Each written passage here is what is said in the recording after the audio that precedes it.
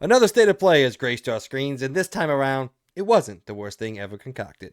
But stay tuned to find out our high and low-level thoughts on what Sony had to say and more, because this is the XP Podcast.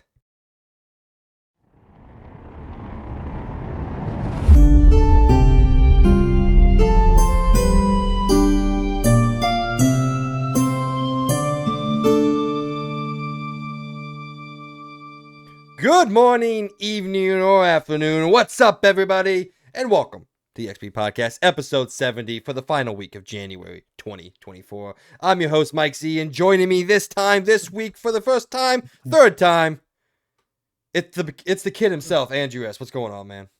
What is up, everyone? I am excited for another week of stuff that we want to say that we did, but we really didn't do a whole lot. So we're gonna come up as we go, and I'm excited to talk about the state of play. If you haven't, you guys got to see us actually live react to the state of play. So I'm excited to talk more about that because when I was watching it, I had little to no idea about any of these games. So excited to talk more about that. Yeah, do you have your grades already? That's what we're doing. We're grading it. I'm gonna come up with those as right off the top of my head. Well, I'm talking about the thing as a whole. Oh, I'll come up with that as well. Oh, okay. Well, I'll think about it on the spot. About that.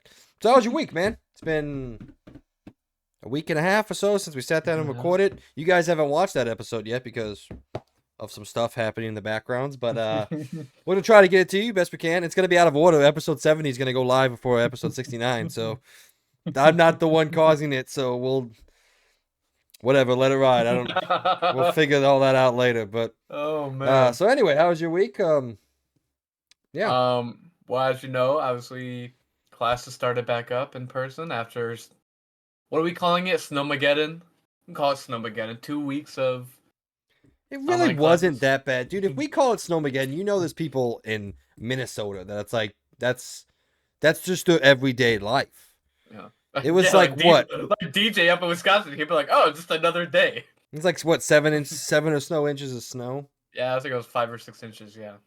Yeah. Shut down. We shut down. It really wouldn't have been that bad. All right. It was a pretty good snowstorm. It was one of the good ones that I've been in, living most of my life in Missouri, around Missouri, and now in southern Tennessee.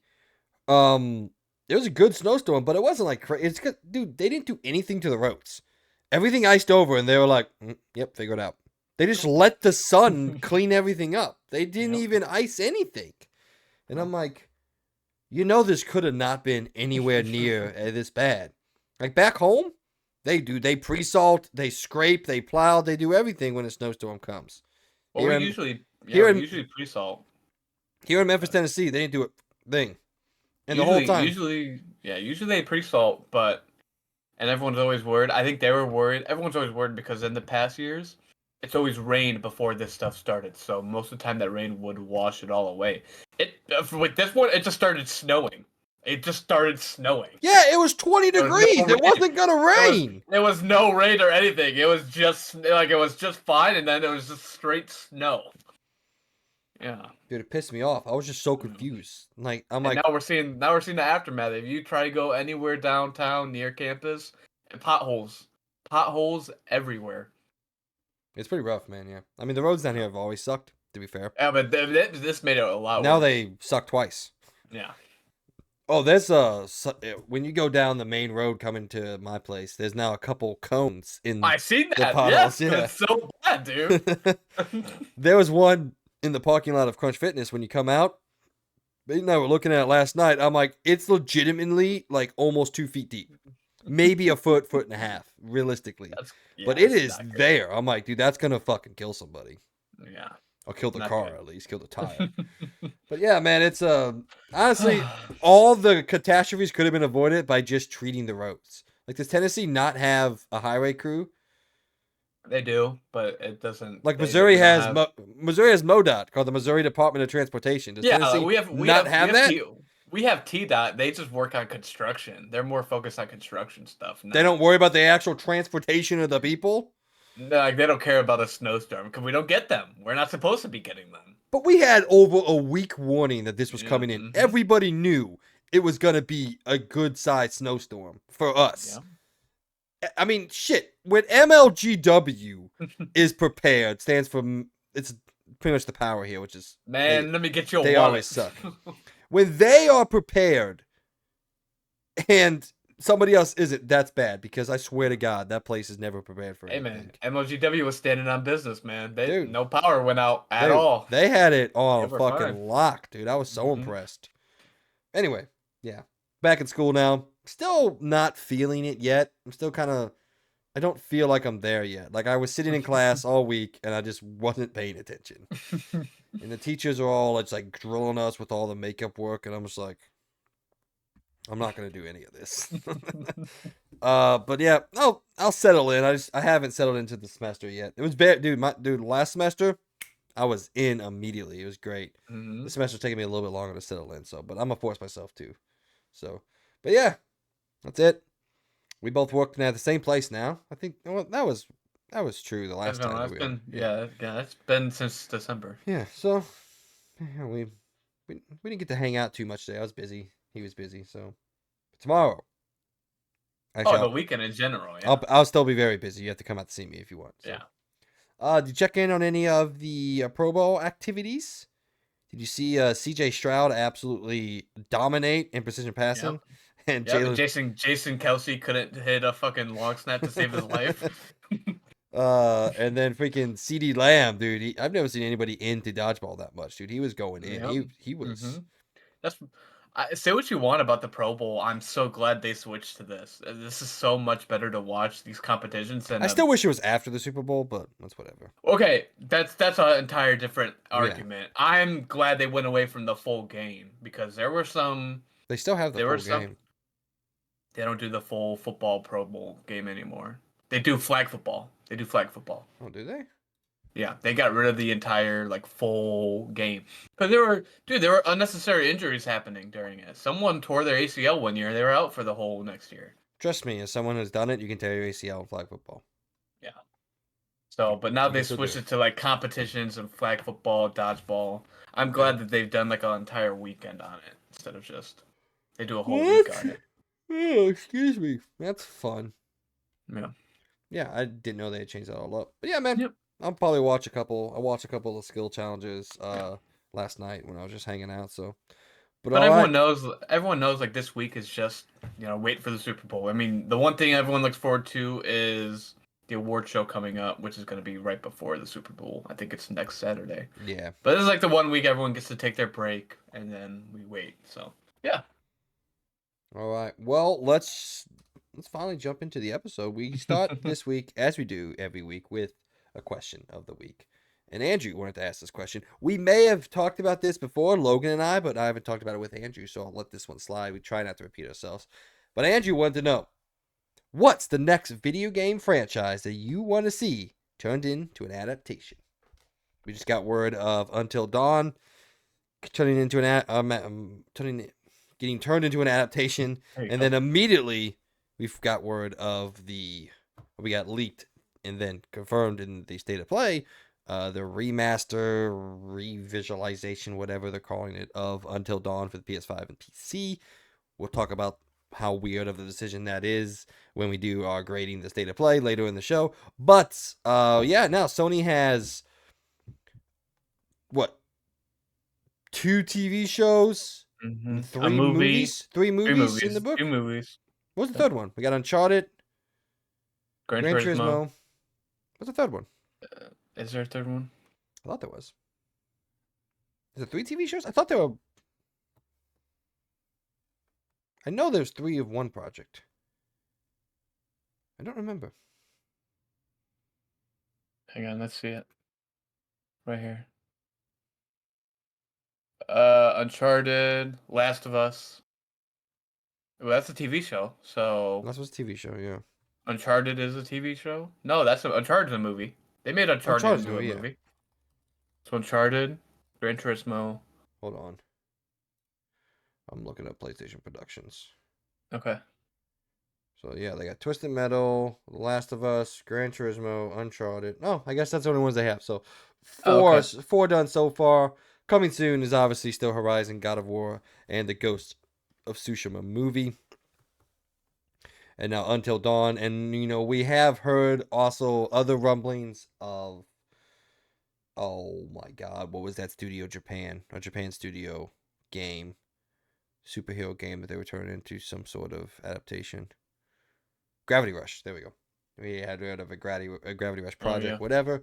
So anyway, this is what, maybe less 7, 8, 9, 10, 9th or 10th project from PlayStation Productions so far. All the ones that have come out have been surprisingly good. Obviously varying levels, but it's none of them have failed yet, so that's cool. Mm-hmm. And then you have Xbox with Halo, or whether that wasn't received well, but did good enough to get a second season. Fallout's about ready to come out. We had the Super Mario Brothers movie, a lot of adaptations, and most of them, in fact, I think all of them in the past, what, 4 or so years have been very well done. So I think the last shitty one we got was that Mortal Kombat movie, which Mortal Kombat always sucks in movies, dude. They can't get that thing right to save their life. But yeah, anyway, so the next video game franchise, and since this is your question, I'm gonna let you answer it Okay. because I have two that I thought about today. Yeah. I have one that I will mention that I want, but I'm gonna try and come up with another one. So I'm gonna let you go after I obviously say this one. I'll let you go, and I'm gonna try and like come up with one that I want to see that no one ever really has talked about. Obviously, we'll start off, Red Dead Redemption 2. That's an easy one to say. Everyone wants it. I'm seeing videos all over TikTok, all over Instagram, all over Facebook, all over Twitter, just about people coming up with ideas on the actors that should play the characters. And I've seen some that are amazingly great, and I've seen some that people don't know what they're talking about. Um, but Red Dead Redemption in general, you could do while there are two games, I guess you could do a two-part movie series, but I don't think they'd go that extreme. I think you would just do one big movie, but I don't know. I mean, that's entirely up to them. I would like to see two movies based off of the two games. Um, but I had to go with that easy one because that's what everyone talks about. And then I'm sure Mike will mention this, but obviously God of War, we want Well, that doesn't something. count. We're getting one. That doesn't count. Yeah, so there we go. Yeah, we're getting that Um, one's already confirmed to be in the yeah, works. We even know the there we people who are go. making it. But yes, so Red Dead Redemption is at least my safe one, and I'm gonna try and come up. I'm gonna try and think about another one. But go ahead, Mike. All right. Well, my first one. Which one do I want to do first? Because this one is one of my favorite franchises of all time. And I would love to see a movie based off of it, but only if the guy who originally made it would be attached to making the movie, which wouldn't be possible because he no longer worked for the company that owns the IP. So I don't think this movie could ever exist in the way that I would want it to exist, but it's a Metal Gear movie. Okay. A Metal Gear Solid movie of some sort. I think that would be incredible. The stories of the Metal Gear Solid games in particular are, quite frankly, just incredible when you think about it. Some of the things that Hideo was talking about, especially like in Metal Gear Solid 2, when he was talking about some of these like government spying and you know the way that the government works, and just some of the things that he theorized and kind of put into that game that now exist and things that we struggle with today is mind blowing. Like I remember reading a story that they had to rewrite Death Stranding 2 Mm-hmm. because and I quote Hideo, I'm tired of predicting the future. So he rewrote it because it was based off like pandemic stuff and all that. Originally, the project was. So he said, I'm tired of rewriting, of predicting the future. So just the stuff that he was able to theorize and come up with in his stories is unmatched. I Yep. understand there are a lot of, let's say, younger gamers that don't understand Hideo Kojima, that don't understand why he's the single most yeah, so your camera's getting a little cray I cray. know, right? I don't know why it does that. Just hold your hand up, it'll focus. Um that don't really understand his pure genius. And what I'll say to hold your hand in front of the camera, dum dum. There we go. Yeah, get the focus on There we go. something. Yeah. Hey, no more leaving. But I'll ask you this, Andrew. Obviously, we're going to talk in depth about it when we get to the state of play, but you saw the Death Stranding trailer. Mm-hmm. Would you rather have something that's like that, that's inventive, different, and weird, or would you rather have another Call of Duty, Spider-Man, or whatever stuff that we've Okay, seen time and time before? I don't like that you threw in Spider-Man with Call of Duty. I'm gonna have to. We'll talk about that one later. Yeah.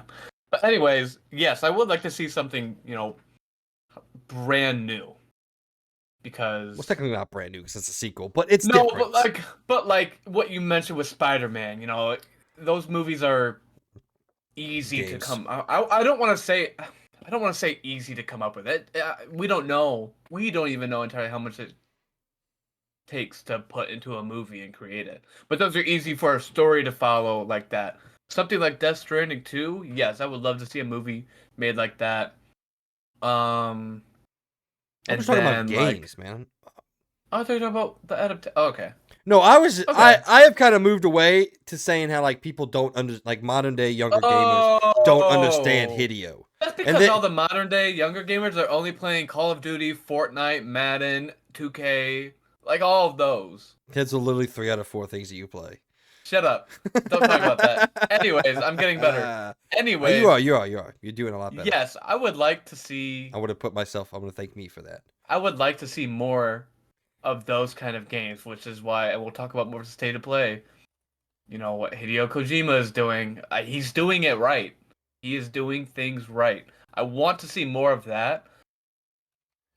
I will say, I think from what I've heard, Call of Duty is gonna try and do better than this year. I think the only way for Call of Duty to do is to go up from here. Like this year has got to be like the lowest of the lows. Like you can only go up from here, Call of Duty, Activision. We need to do something. So I'm sure they will hopefully get better. I've seen the plans, whatever. But yes, I do agree with you. Something like Death Stranding 2, those types of games I want to see more of. Because I feel like we got all those, back when you were gaming at your age and, how do we, early, late 2000s, early 2010s. We were getting a lot of those, and you weren't getting the basic battle royale type games that we're seeing now. All right. But yes, I want a Metal Gear Solid game just because I love the franchise. Getting away from why I think Hideo Kojima is so important, and I'm getting a little sick and tired of people saying that, oh, you only like X and X game because Hideo made it. I'm like, that's the point of being a fucking auteur. You really think people would love Django Unchained so much if fucking that guy didn't direct it? I can't remember his name right now for some weird reason. Um,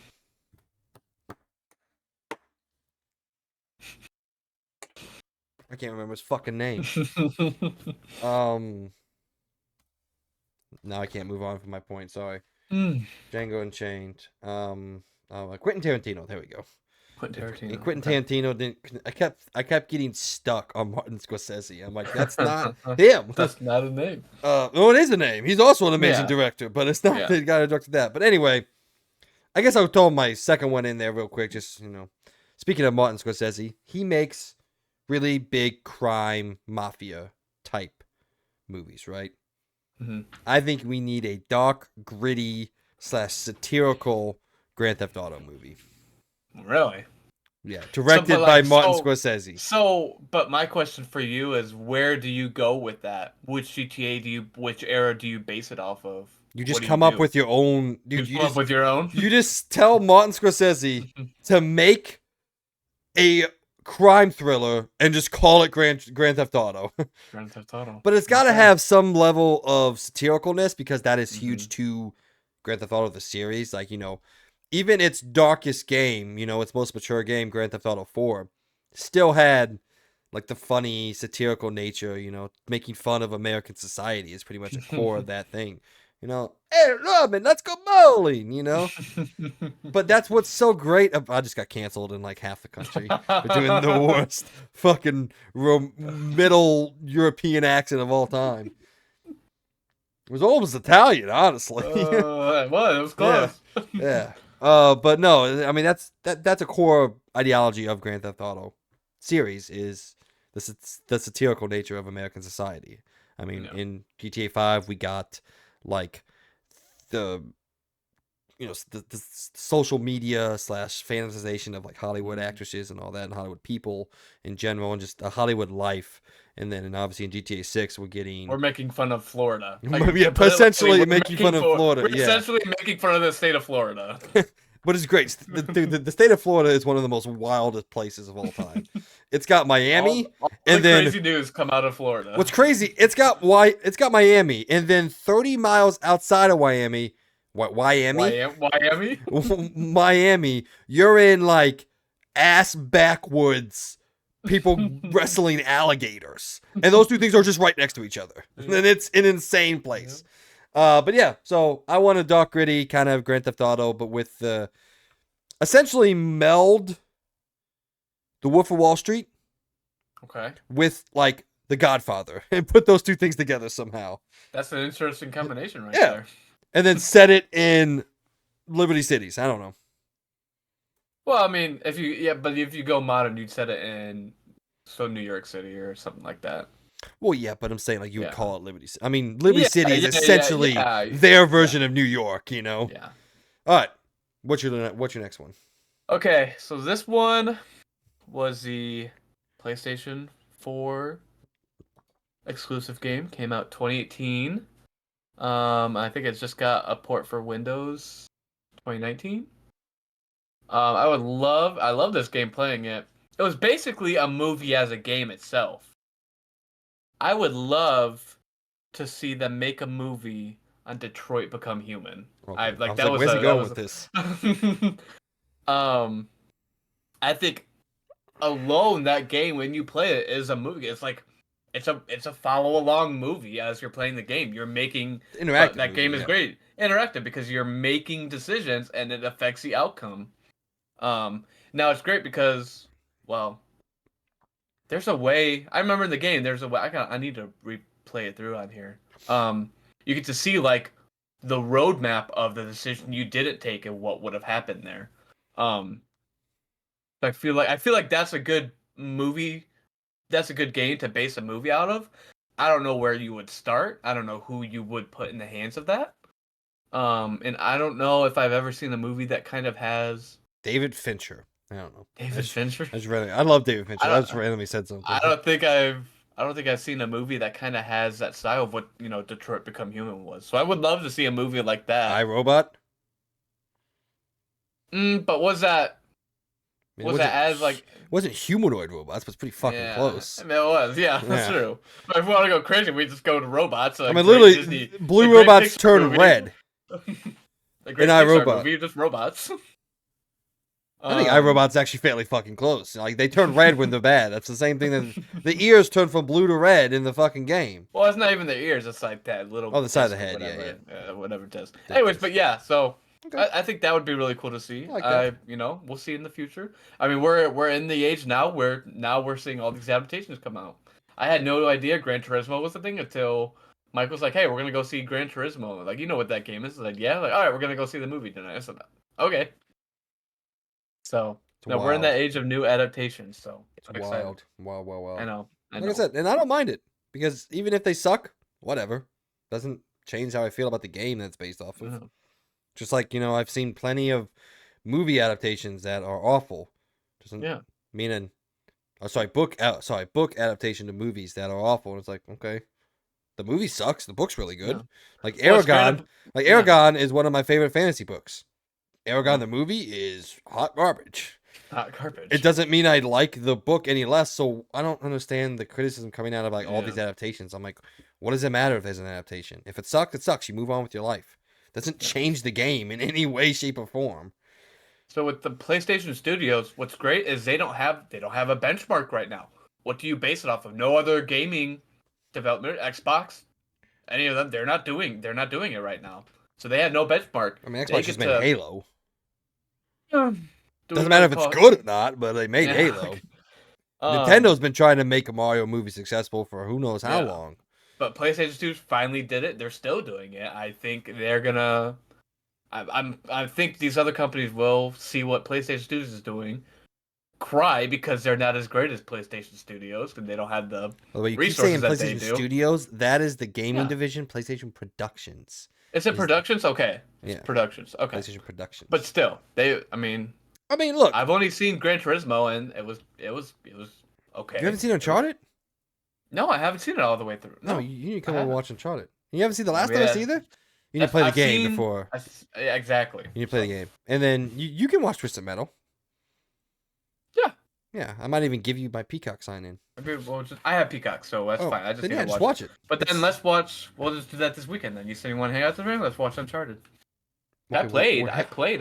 We're hanging out tomorrow. We're seeing Oh yeah. Argyle. We're seeing Argyle, so you guys will hear about Argyle the next Yeah. time And then we do an next time, episode. and then the Grounded 2, the making of The Last of Us Part 2 came out. There was the one for the first game, the making of. I love video game documentaries, especially making ofs. If you want to, yeah, Grounded, and then Grounded Part 2 came out today. It came out, so I haven't got a chance to watch it, but I will watch it. So I'll report back to you guys next week if it's as good as the first Grounded. And then the making of God of War was really good. I'm hoping they make another one from Ragnarok. I hope, but we'll see. But all right, took a while. Like I said, it always takes a while with Andrew and I because we get stuck talking on random shit. But ladies and gentlemen, if you didn't know, this is in fact the XP Podcast, our weekly video game and pop culture news podcast. Where myself and a roundabout version of guest at this point sit down with y'all and talk about all the news stories and happenings inside and out of the video game world. We post a new episode each and every week sometimes, so you can listen to it whenever you want. You can find us on most of the popular podcasting services, including Apple Podcasts, Spotify, Google Podcasts, and more. If you enjoy what we're doing here on the XP Podcast, please support us over on our Patreon, where you get to be part of our weekly discussions and give us your opinions on everything we talk about and everything we don't. You will also be able to find all of our uploads there, along with any exclusive episodes we may post. Links for that will be back in the description eventually when me and YouTube come to an agreement that I'm a real person and not a fake human being, and they allow me to put links back into the description. But when that happens, I will go back and re-put the links in all of the previous episodes. So hopefully you guys will be able to get to our different social medias and all that through them. But as it speaks now, I can't do anything because YouTube doesn't believe I'm real. However, if you don't have any money to send our way, don't worry. We still love and appreciate you for listening to us and being a part of what's hopefully a growing community. You can also go to our YouTube channel where you can get this show and all of our shows in video format. If you do, please give us a like, share, subscribe, and hit the notification icon so you can be aware of everything we post when we decide to post it. New episodes reminders on you previously on the XP Podcast. We recorded an episode called Episode 69. I hope one day you'll see it, but there's some stuff happening in the background, and we're going to get through it. Oh, also, now I don't know why I said oh. I just meant to say also. Also, you can go watch Andrew and I's live reaction to the PlayStation State of Play for January 31st, 2024. We're going to talk about it and grade it coming up here very shortly now. But you can go over and watch our live reactions to the 9-minute and 40-second trailer of Hideo Genius. Mr. Kojima graced us with Death Stranding 2. You can go over there and watch that. Although, with all that out of the way, though, let's get into this week's show officially. And on point of the show, like I said, we are grading the PlayStation State of Play for January 31st, 2024, giving it a score on the experience point scale from S being special or spectacular, A being amazing, B being, I don't know what B stands for, but school grade B, C being completely and utterly average, D being dog shit, F being an absolute failure on all levels of execution. We got to come up with something with B. B could be bombastic? No, that sucks. No, that's ew. Yeah, that was awful. That was terrible. Anyway, we'll come up with something with B. But essentially, think of the grading scale and then add an S tier. So we'll grade it on that. And then if you want to, we might even on a scale of like 1 to 5, we'll grade our hype on each game. We'll do it that way. That's something Logan and I used to do, so I'll bring it back. Okay. All right, but anyway, then in our Around the Point, rumors have surfaced that the Wizards over at PlayStation are deep in the back room cooking up the next iteration of a PlayStation handheld. Saints Row veterans have created a new studio after Embracer closed their old one. And ladies and gentlemen, the day before it failed because we didn't want it to succeed, according to FNtastic. Then in LTR, we dive into the reviews for this week's games, but before we get to all that, it's time for what is and forever will be the rundown, where we catch up on all things pop culture that we've been doing, whether that be gaming, TV shows, movies, books, comics. Doesn't matter to us because we like it all and love to talk about it. Now, we don't have a lot, but Andrew, take it away.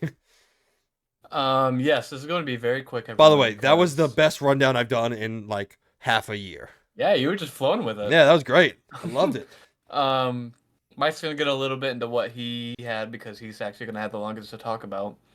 But obviously, you guys heard we weren't, we were so busy with school starting back up. We're working, um, We're fucking. and yeah, well, We got lives to live, you know. we didn't, yeah, exactly. But those are taking up. If anyone knows, those are taking up an ungodly amount of time, to where we work weekends, which is usually your prime time to game. So, um, I have not done a whole lot. I finished two shows that I started in the summer when I was up completing my internship. One was Good Girls. These are both on Netflix. I don't know if they're on. I think they're on other streaming platforms. It might just be Netflix though. One is called Good Girls. Very funny show about some middle-aged moms and there's yeah it just starts off with the first episode they just go in and rob a store and I was like okay that kind of caught my attention. Then they meet with a drug dealer, and then things go very south very quickly. And one of the moms ends up fucking the drug dealer. I mean, the show takes a lot of turns very quickly, and it catches you off guard. But I will recommend it. I had fun watching it because it was like one of those shows where I didn't like being on my phone because I like wanted to stay engaged and see what happened. I got a little bit confused. Usually I think it was a season 3. They kind of lost me, so be prepared for that. The next one was Working Moms. My aunt introduced me to that when I was up there. Um, and that one's just about your regular mom life, but this one takes it a step further, and they throw a lot of comedic life into it. Moms cheating on their husbands, husbands cheating on their wives, uh, fraud within the company. I like I don't even not domestic, fucking abuse, drug abuse. There we go. That's another D word. Like a lot Very of. different D words. Oh no, but there might have been domestic in there as well. I mean, you just gotta watch the show. But it was overall a good show. Again, like that was like those were two shows that I started when I got bored of Suits because I thought I was gonna get bored of Suits when I watched it all the way through. Hint, hint. No one should ever get bored watching Suits all the way through. It never does not, be a good show. It was an amazing show. The fuck was that Um, sentence? It I does know, not right? know be a good show. Yeah, yeah, Yeah, whatever. fantastic. It is never not a good show because like I thought I would get bored of it and wanted to do something else, and that never happened. I think it has a couple lackluster seasons, but Well, it's like still that, better yeah. than I mean, there's that time period when Mike's going to prison and all that. I didn't really like those as fucking much, spoiler but alert. Jesus. oh, sorry, I mean, that's a pretty sorry. big thing in the show, dude. Let's Jesus. Did I sorry. blank that out? I think I'm Well, gonna yeah, go let's back do into that. Let's get to do as Yeah, I'm good talking. God. My apologies, I forgot we don't do that. Okay, and then the only Oh. game I played, and I haven't even gotten through it all the way through, is I told myself it was gonna be I would play through one of my games that I drafted in my first year as a fantasy league, and that was Prince of Persia. So I've been playing it through again. I think I'm only 20% of the way through. I'm just having a trouble wanting to keep on playing it because it's not really adventurous and you don't get to go out and do you just you go along the line and then you fight people and then you go back over the line and you fight people and you interact with people. So Well, yes, but then it's also kind of that Metroidvania style where you have yeah, levels and you have like this overworld map, and once you exactly. unlock different abilities, you can go back and find the secrets and all that. Plus, Yep. I was looking into it, and they actually do this really cool thing for Metroidvania style games where you have this map pin ability, very similar to what was it? This is a massive game. I don't know why I'm blanking on it. Breath of the Wild, Legend of Zelda: Breath of the Okay. Wild, where you could change like the different icons. So if there's like a weapon here or something like that, you can pin something on your map and it'll stay there until you take it off. And that's Oh, pretty okay. darn cool. So you can keep, because sometimes with Metrovania games, like you find this door and you're like, oh, I clearly can't get in this right now. And then 3 hours later, halfway through the game, you unlock an ability and you just don't remember to go back to that door. I've done that. I've played plenty of Metroidvanias, and I just sometimes don't remember to go back.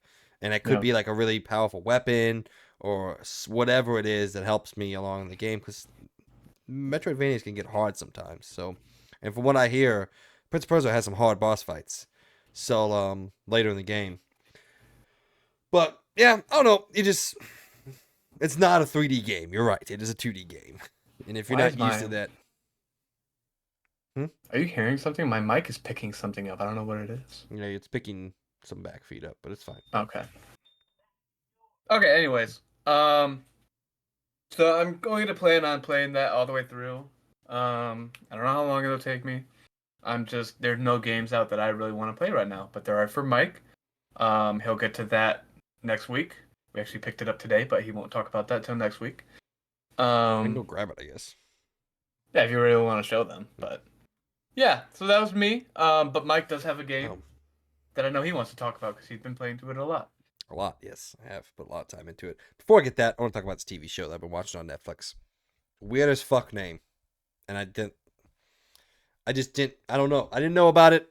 Penny and I started watching it. It's good. It can be funny. It can not be funny. It can be sad. Sometimes it's not sad. It's kind of all over the place with what it wants to be, but I would call it irreverent at its core. It's called Louder Milk. It's apparently it's been out for a while.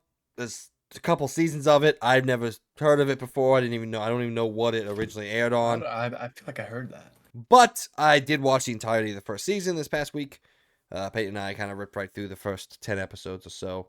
And I'd say it's an above average TV show. It's not terrible. It's not amazing or anything. It's not doesn't really keep me wanting to watch more and more of it. But I think it is a overall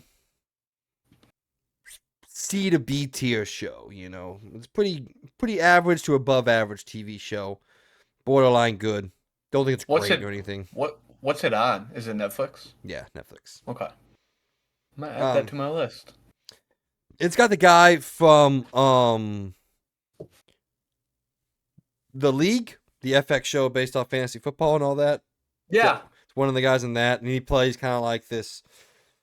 He essentially plays an asshole, Oh. and the whole show is kind of like revolving around him being an asshole, but like he does have feelings and cares for things, and it's kind of a well-treaded plot line and all that. But Cool. so yeah, it's not bad. I'd give it a watch if you're interested, but like I said, it doesn't really keep you wanting to watch. You kind of have to convince yourself to watch it. Cool. But sometimes that happens with TV shows. All right. The game I've been playing, it hasn't changed. I talked about it in the episode that you guys haven't heard yet. So I guess this is new information to you guys because you probably won't hear that before this episode goes live. But it's Yakuza Like a Dragon. I'm playing it before the second one comes out. Even though midway through my playthrough, the second one decided to pull some corporate ass bullshit. So I'm not playing the game on launch. I'm not playing it right now. So kind of backtracked on that, but I figured I might as well finish it. So I am 53-ish hours in, chapter 14 of 15. I'm getting very, very close.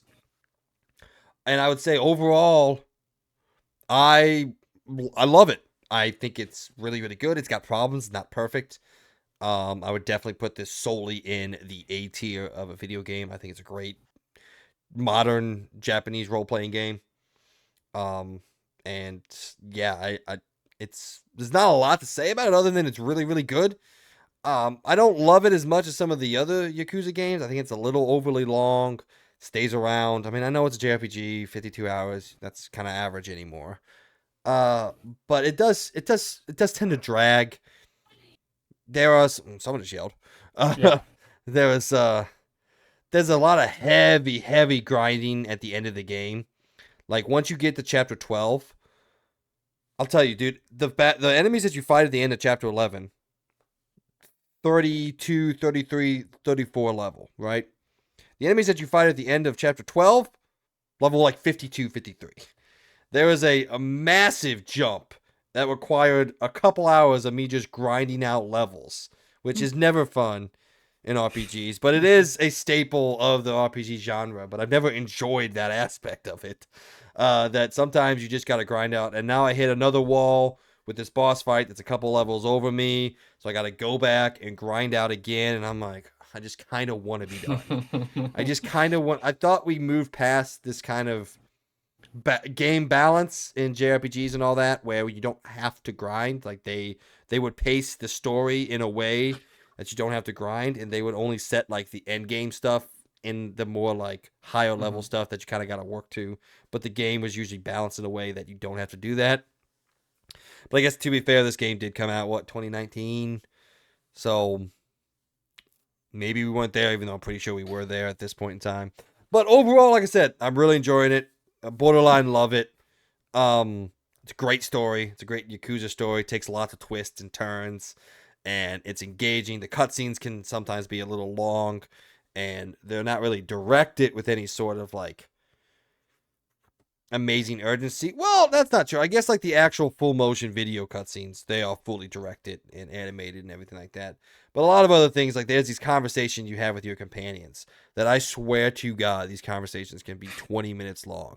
And you're not clicking through anything, you're just watching two people talk. It's Okay. just shot, reverse shot, two people talking. And the first couple ones I was into, but then when you got to do 5 of these for each of your party members to get them to like full bond level, like full companion level, by the time I got to the last 2, I'm like, dude, I don't give a flying fuck. Like I would put that as my break time. Like I play, and then I go sit down to have the talk with them to level them up, and I go pee, or I go make myself food or whatever. I just wouldn't pay attention to the entire conversation, and that sucks. I don't know if that's my problem or the game's problem, but it's a problem. Both. Yeah. Yeah, and I then I think both. think, the combat is really good and really fun and engaging, but it can get stale if you're not mixing up your jobs and all that. And if you don't know what JRPG terms and all that, jobs are like classes for your characters. It's like a fighter or a mage or whatever. Those are what the job system is. And the more you switch it up, the more your stats go up. And there's all this different RPG stuff going on in the game. And it's all really fun and engaging, but I am finding it to the point now where I am telling myself to keep going. I'm telling myself to push through. I think the story is really good, but it's so drug out at points that it's kind of made me lose interest in a way. Like every time something really cool happens, I lock in for a couple hours. I'm like, all right, fuck it. I'm not reading. I'm not doing anything for school. I'm just playing this for like 3 to 4 hours because this story beat has really locked me in. It makes me want to keep going. And then that 3 or 4 hours goes through and nothing really happens. And I'm grinding out levels. I'm fighting some dudes. I'm going through a couple things. Maybe there's a chapter that only has like 2 fights and the rest of it is all just go here, talk, conversation, go here, talk, conversation, and it's just not paced that well. Yeah. The game's definitely got a pacing issue. But if you're an experienced RPG guy like me and you're kind of used to all this kind of like negative stuff in a way that comes with the genre of grinding, pacing issues, overly drawn out conversations sometimes, all those things kind of come with the territory every now and then. You can tell yourself to get through that. And like I said, I'm at the end of the game. I'm going to finish the game. I'm not going to platinum this game, by the way, because the platinum is ridiculously fucking hard for this game. Um, but yes, I will. I'm going to beat it. I'm going to finish it, even though I just got another 70 plus hour JRPG. But that one's going to be much more engaging because I know the It's series and it's engaging moment to moment because of the way that they designed these series. It's Persona, by the way, Persona how 3. many? Yeah. How many hours did you say you put into Yakuza? You said 50? 50? 52 ish, 53 ish. So what's the actual? What have you read? What's the actual hour playthrough? Is it 60? Oh, like, well, I mean, if you mainline it, You uh, mainline it. oh, I'm not mainlining it. No, Okay. I do sub stories and all, and I So do how long do side you think? quests. How long do you think are you gonna hit the 70 before you actually get done? Oh Oh, you no, still have God, another no, no. chapter. Yeah, I only have one more chapter left to beat it. Okay. But I mean, I'm probably sitting at 55, 68, depending on how long I have to grind to get past this thing. Yeah, so it Yeah. says Yakuza main story 45 hours, main story Okay. plus some extra content 67 hours. Completionist run is 102 hours. Wow. Yeah, that's okay. Like a Dragon Infinite Wealth, main story 58 hours, main extra 86 hours, completionist run 125 hours. That's crazy. Yeah, that's insane.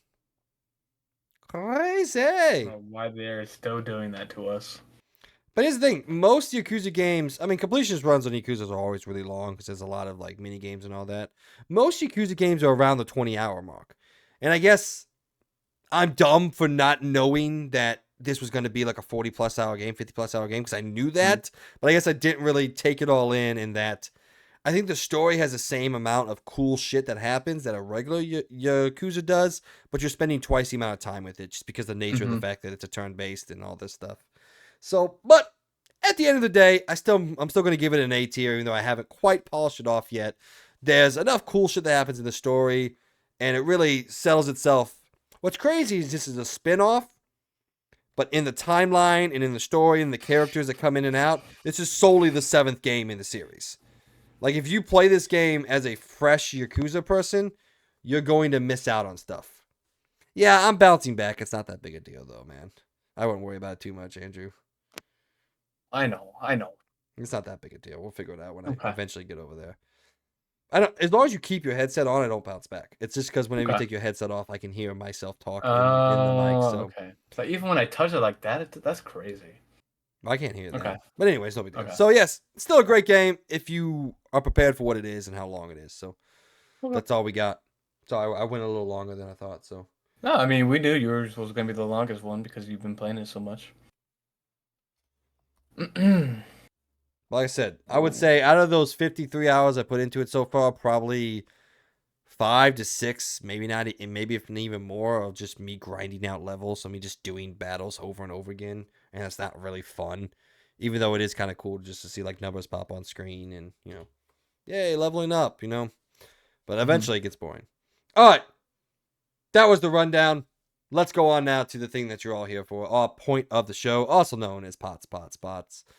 We're going to talk about the state of play that happened earlier this week. Like I said, our live reactions are up on the channel. You can go see them, how we thought about each game, watching them as it went live every single time. Um, so yeah, Andrew, are you ready? I am ready. All right, sorry, and we're back.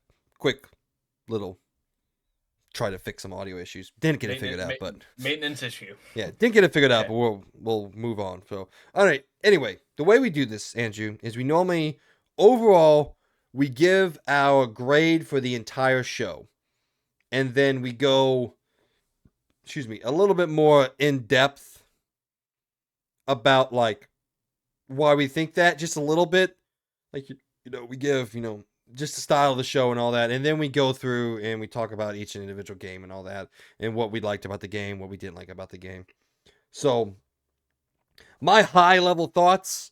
So just like grand scheme of things, I think this is hard A tier for a showcase. I'm gonna give it the same grade as I gave the Xbox Developer Direct, but for me personally, this is a much higher engagement showcase. I think the Developer Direct was great for Xbox fans, and you got to see some cool stuff.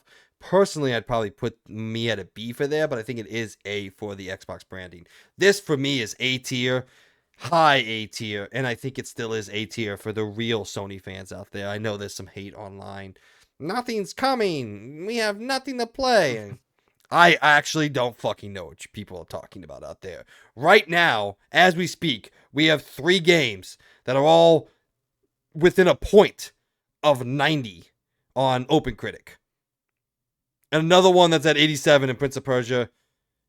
And then there's another one on the way, probably pretty shortly. That's gonna be like, dude, shut the fuck up. There's plenty to play. It doesn't matter if it comes from Sony, if it comes from Xbox, if it comes from fucking Joe Schmob, who runs a goddamn smoke shop out of the garage down at the end of my road. If it's a great game, shut the fuck up and play it. I'm sorry, rant over. Not really rant over. I got plenty more in the chamber. But all right, yes, I think high level, this is great. We saw essentially what the next 4 or so months of PlayStation is going to look like. The games we're For the getting, last. the exclusives coming. Then they end it with that big game, first party game for next year.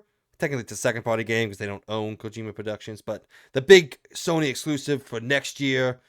And then obviously, by the time we get all these games out, we play everything that they showed off here. We're going to be moving into the summer, and hopefully they'll show us what we're going to be playing for the next 6 months, and then so on and so forth. And I think this is how PlayStation is going to operate from now on. They're not going to come out and give you a showcase like they used to that details the next 4 years of PlayStation games. they've had so many leaks and so many things, and games get shown off way too early, and then it just lets people's imagination run wild from them. Like, they showed off Spider-Man 2 2 years ahead of time, but we only saw that one trailer, and then we didn't see Mhm. anything until what, 3 or 4 months or Until so? till last, I mean, Until the when last showcase. summer. Yeah, Last until the summer we saw the PlayStation showcase. showcase, yeah.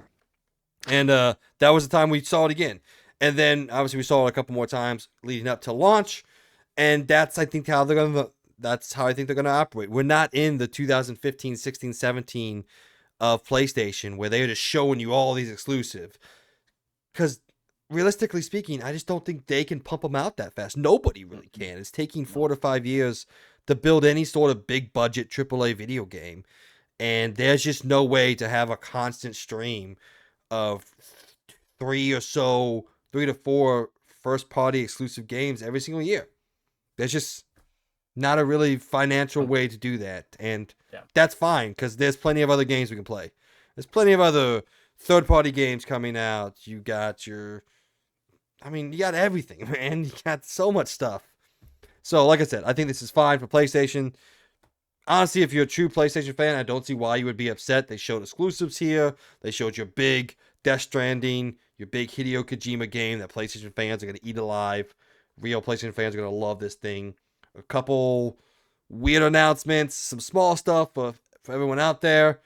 There was only like maybe one or two things that didn't hit for me in this. I think they showed off 16 or so games, and Mhm. I was like, yeah, cool on most of them. So, yeah, that's my high level thoughts. What's yours, man? Well, I'm gonna kind of point off of what you said about showcases and everything like that. I don't know how much it ties into it, but I feel like the cancellation of like E3 altogether reiterates how much like Sony now gets a show, because I felt like they did use E3 in the past. E3 was a great showcase to show stuff off if you couldn't, but with that gone, now everyone's looking forward to, they always think of summertime. But then what's great is PlayStation is throwing in the ones now. We just got on the 31st, and now we're getting one. They're throwing in those small ones to stay ahead of everything. So I think by the cancellation of E3, it kind of makes them. But I like that there's now, we're getting Summer Games Fest, which everyone loves and appreciates, and then we get the State of Play, the Xbox Direct, stuff like that. I'm glad that they're becoming standalone and they're not being shared. I do like that. I had to throw that little quick thing in, but um, I did like the State of Play. I'm very excited for the big ones of Rise of the Ronin. Me and on the reaction, you'll see me and Mike were talking about which one do we play because they all both come out on March 22nd. I think we came to a conclusion that Rise of the Ronin is gonna get the nod. It just looks like a way. Um, Well, for you, not for me. okay, yeah, for me at least, it's Rise of the Ronin. I haven't come to any I just conclusion think, yet. yeah, I just I just think it looks a lot better than Dragon. I feel like I'm gonna have more fun playing Rise of the Ronin Oh, I than absolutely Dragon. think you will. Yeah, Yeah, Dragon's Dogma is a game that you have to kind of want to get into. It doesn't really invite yeah. you into it. So, Um, and then what were the other ones? Jeez, why am I zoning out right now? Helldivers 2. But we had already seen things before. Like Mike came up to me at work and was like, "Hey, you need to watch this Galactic War, you know, video they released on YouTube about Helldivers 2." It was like a 5-minute video. We're just watching everything about it, and that just piqued my interest. So yeah, I'm very excited for that. Comes out the 8th, so we're getting ready. $40 game. Do like that. I like that I don't have to spend $70. Um, but overall, I mean, it got the win in my books because 15, 16 games compared to a developer direct of 6 games, 5 but 5 games. There we go. in the same But in the same amount of time.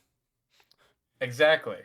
So I liked how PlayStation kind of treated it as, you know, any other show. Like I remember the any other state of plays and showcases that I've seen from them is them just jumping right into gameplay and then they have someone come on and talk about a game or whatever. They show that game, then they show like 5 other games, and why can't get enough of it.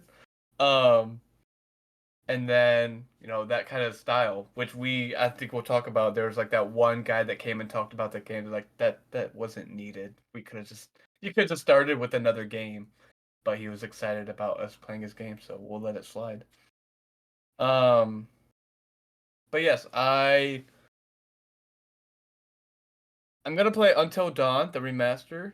I don't think I'm gonna do Death Stranding. Okay, we will go game. I'm looking for high level thoughts. Oh, You oh, still oh, haven't oh, even put a oh, oh, score on it yet. We're gonna go game by oh, game. oh, okay. What is your grade?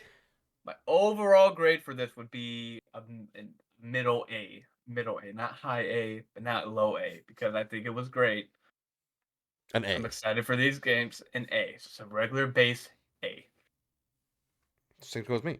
You gave the Xbox like a C, didn't you? Yeah, Yeah, I think you gave it like a 2.5, like straight average. yeah. All right, it's fair enough. I just think for Xbox people that was that was a It good was one. great for them. Would have liked more than 5 games, but I still think it was great. It was okay for them. All right, I want to go through now, piece by piece, game by game, talk about what we thought about it, what we liked, what we didn't like, and maybe put a hype rating on it, 1 through 5. All right, basic 1 through 5 hype rating. We'll start. Let's just. You want to go in game order? Or let's. Fuck it. We'll just go in the order they have it here. Oh. All right, starting at the end.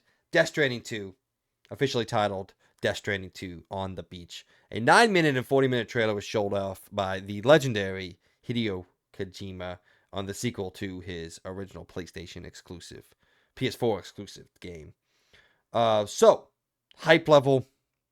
I don't know if anybody would be surprised by this, but I am at a 5 out of 5 hype level for this. I fucking love Hideo Kojima. I love how absolutely weird this is. And there's not a single other game on the market that you can say this is like or this is similar to in terms of its stylistics and its overall design and just coming from the fucking deepest recesses of Hideo's mind. There's nothing else in the industry that you can point to that's saying that is just like Death Stranding because it doesn't exist. And some people will say that as a negative, like it's too weird. But I think those people need to embrace differences in video games. I don't want another fucking looter shooter. I don't want another just basic video game that we've seen 4 or 5 times too. That are like, oh yeah, it's like this and it's like this and it's got this and it's like this and then, oh, it's like that. Essentially Palworld, which is a combination of every fucking video game in the past 10 years. I'm not saying that's a bad thing. That's just not always what I want. Sometimes I want to watch a movie or to play a game that I'm like, I can get this no other place.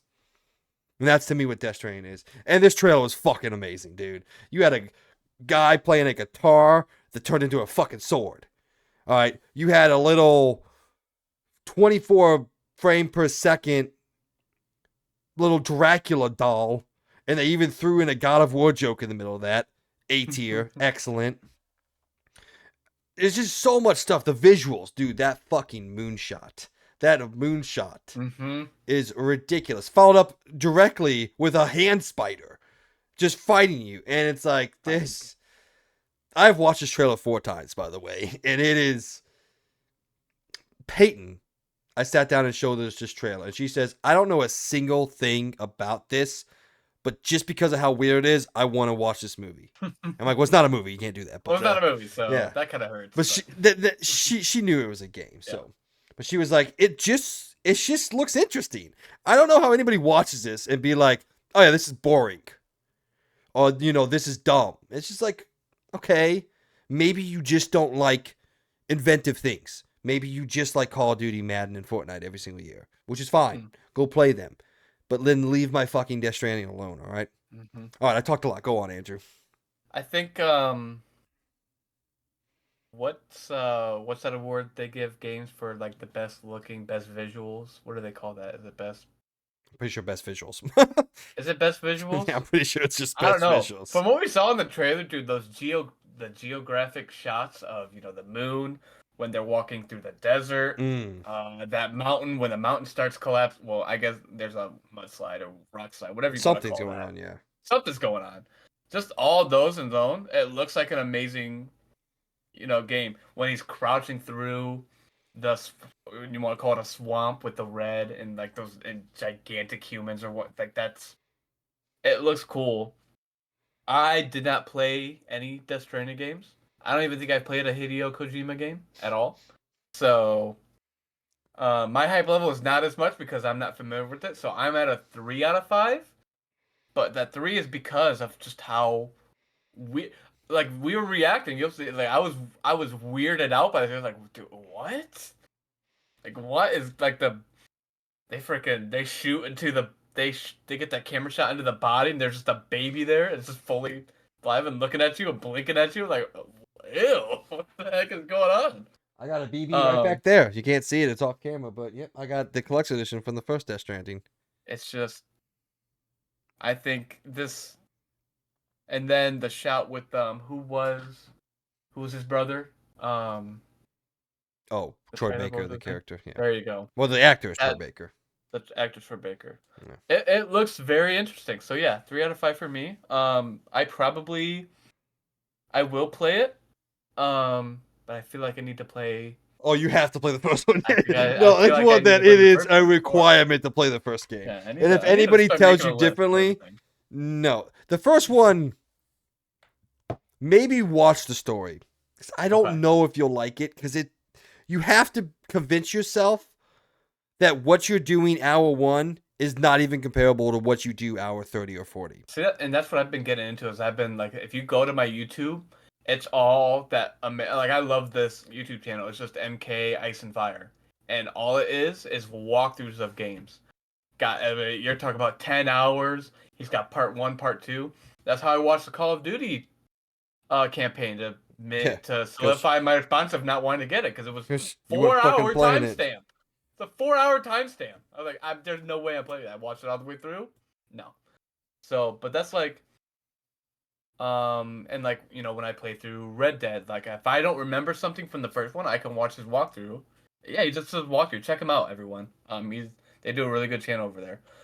So maybe I'll do that. Maybe I'll watch a walkthrough of them playing Death Stranding, and just see. I don't. Do you have the game? You have the game, right? Yeah. The first Death Stranding. Yeah. I have the Maybe collection I'll come edition. I just over. told you.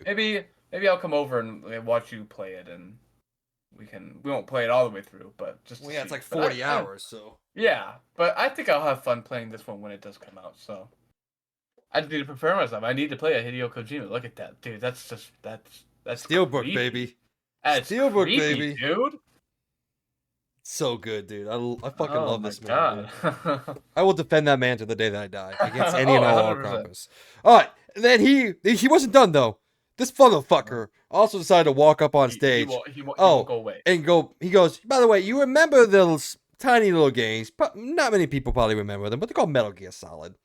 They were always codenamed Tactical Action Espionage. That was the kind of genre that he built, and he created this genre. He was, by the way, after Death Stranding 2, I'm making a PS5 exclusive action espionage game. He will not leave us alone. My fucking nerd boner went through the roof, dude. I couldn't. Dude. The man's a treasure, and I never want him to leave us, even though he probably will eventually. But yes, we know nothing about this game that is apparently codenamed Sysis. It was the little name underneath the Sony productions when they pulled out of the trailer at the very, very end. Apparently, the code name for the game in development is the little psychist or whatever it is. Yeah. But man, dude's a legend. I can't wait to play it. Yes, Logan, if you are listening, I play the games because he makes them. That's what called a creator is being. I watch certain movies because of who made the movie. What? Are you talking about when they pull away and you show the Physint? Physint, something like that, yeah. Physint. There you go. Yeah. All right, next on the docket, a deep dive into Team Ninja's Rise of Ronin, coming out March 22nd. We got a look at the hub world of Yokohama, one-on-one sword combat with the parry system, and a whole bunch more. We've gotten many deep dives, and I think I'm gonna come down at a 3 out of 5 for hype. No. There is just something tickling my stomach with this that You're not, you're not a stomach. I can't that I just can't fully commit myself to it. I'm not convinced it's a Soulsborne. It doesn't look like it, but I am convinced it's kind of like partially Soulsborne in a way. The visuals, while the world looks great, I think the world design and everything looks really awesome. Character design and animation looks kind of old. Looks kind of old. It looks like they've been working on this game for like 6 years. All right. That's not. Wow, It's I not. don't know, a little bit longer. It's not That's what always. it It's looks not like. really a bad thing to say. Like, Yeah. not every game has to look like fucking God of War over here, right? I understand that. There's budgets and you have to meet them, but it just. I don't know, but I do. I love the world. I love the time frame. We've never even really, not that I remember, seeing Imperial Japan in a way, kind of like onset Imperial Japan, I guess, like the 1860s, like when they are becoming the power that we eventually see in World War One and Two. Yeah, it's super interesting. Obviously, it's going to be based a lot on Japanese mythology. Team Ninja's deep into that. If you think Neo, and then the last one they came out with was Chinese mythology. So they're all up in that anal rectum of mythology. So yes, I am looking forward to this game, but dude, there's just something every time I see it. I'm like, man, I can't put my finger on why I'm not overly excited for this, and I can't figure out why. So all right, you're up. Um, I think it's gonna be interesting how they do it because I mean we saw the year stamp, 1858. So you're talking about going all the way back into deep like Japanese culture of what it Mm. was back then. Well, it's not really that deep, Um, but Japanese Japan's been around for a long time, way longer than yeah, yeah, yeah, America, yeah, yeah, yeah. and we have Like like to me it looked. we What's have up? Ghost of Tsushima that was set like in the Ghost of Tsushima. 1300s, so, Yeah. so we got a lot of Um. timelines here. No, to me it looked it looked okay.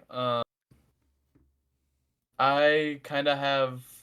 I'm not really on and played one-on-one, sword combat. Haven't played any of those kind of games, so it's gonna be a new experience for me. There we go. Um, and this will be one of the first, Japanese games that I do play. Um, so I think I'll be okay. I'm gonna give it a 3.5 because it's gonna be a new game for me. Um, I have a lot of expectations. But I feel like from what I remember seeing it and from what I saw in the past, what we got here was probably one of the best looks. I mean, they probably have given us, but you're also talking about they're about a month away from it being here, so I would expect that. Um, so yeah, I'm excited to give this one a try. All right, so officially, I'm looking up. Officially, it's called the Tokugawa period or the Edo period, the time of the shogunate. The time of the shogunate when you had like the leader of Japan is called shogun, and Okay. the capital I believe was Kyoto during this time period. Whereas the time period of the Ghost of Tsushima game was set around the Kamakura or Ashikawa. I believe it's Ashikawa period. So, all right, cool. Yeah, I'm excited about it. Next up, Until Dawn Remaster coming to PS5 and PC. This leaked before the showcase. This one's weird. This one is. This one's very weird. I guess technically the only new thing we learned is that Ballistic Moon is making this. The rumor was Nixis was working on this. They're not. So Ballistic Moon is working on this remaster of a game that it didn't really look remastered in any way, at least from the short visuals we had. Look, I love Until Dawn. I think it is Supermassive's best work. I think they've never even come close to topping this. This is like the one true one hit wonder. like the great one, and they've never really been able to come back to it. Um, that's something I've talked about in the show for a while now. Every time it comes up, I talk about how like I'm just waiting for them to come back with an Until Dawn. But man, I don't know why we need this. Until Dawn is playable on PS4, on PS5 through PS4 backward compatibility, and you don't frame rate doesn't matter for this game at all. Really, it's a visual choose your own adventure novel game with almost very little gameplay, whereas opposed to like something like Quantic Dream games have a lot more like button press commands and things you do in the gameplay, where these are strictly mostly just you walk and look at stuff, which is fine. It's cool. I love it. I love those type of games. I play a whole bunch of them. But if you're telling me like you need 60 frames or you need 4K to really see the best that Until Dawn has to offer, I'm kind of going to call bullshit on you. Now, this very easily could have just been, hey, we want to port this game to PC. And they were like, might as well just put it on PS5 while you're doing that. Like, if we're making the game for PC to port it, why not just put it on PS5? It could have just been like a shrug of the shoulder, whatever. This game didn't cost us that much. It's maybe been worked on for, a year, probably tops. I would rather Ballistic Moon do something else, but whatever, I guess. People who haven't got a chance to play Until Dawn now get the chance to play it on the PC. So that's cool. And PS5 if you want. But like I said, it's already playable on the PS5. But yeah, so hype level, fucking 2 out of 5 at the highest. Just because I love Until Dawn, but I'm probably not going to replay it. And again, if I wanted to, I can just put the disc that's sitting right there, somewhere down there, into my PS5 and play it. So Yeah. I don't understand the reason for it existing really, but I guess it's kind of a no harm, no foul. Other than the fact that I feel like Ballistic Moon could have done something different, but you're up, by the way. I will play it. I played games like Dead by Daylight, Texas Chainsaw Massacre, those kind of survival games. So I think I'm gonna have fun playing Until Dawn. And I don't see a need to play the first one when I can play the remastered. I don't know how much of a difference. Now, if there's gonna be a difference when it comes out, then I may end up getting the first one and playing it, the original one. But I've always had fun playing those, survival games. Especially with is this solo? Or is this co-op? Is this co-op? Like you can play. It's multiplayer, right? No. Until Dawn. No, it's solo. Okay. So I don't know then. I'm still gonna try it. 'Cause I do like the survival aspect of games. So I'm gonna agree with Mike on that hype factor because um I didn't really like what I watched. It didn't look. We barely got any visuals. It just showed what was going on, and then I kind of expected Until Dawn, and I've read about before like, oh, it's a survival game, so no real high expectations, but I will give it a shot. So Yeah. For people who don't know what Ballistic Moon is, it is a new studio developed and bought by Sony back in 2023, who was comprised of ex Supermassive developers, the people who made Until Dawn. So my disappointment in seeing them attached to this is because I just figured they were making something different and not just a remaster for the game. Now, it very well could be that this remaster is done by a small majority of the team, a small minority of the team, and the rest of the team is making the PlayStation 5 equivalent to Until Dawn, like the new type of thing, and this is going to be what they do going forward, because I still believe that Sony kind of regrets a little bit letting Supermassive walk. They went to Facebook, and then now they're doing their own thing, and they're with Bandai Namco now a lot, is the one producing the Dark Pictures anthology games.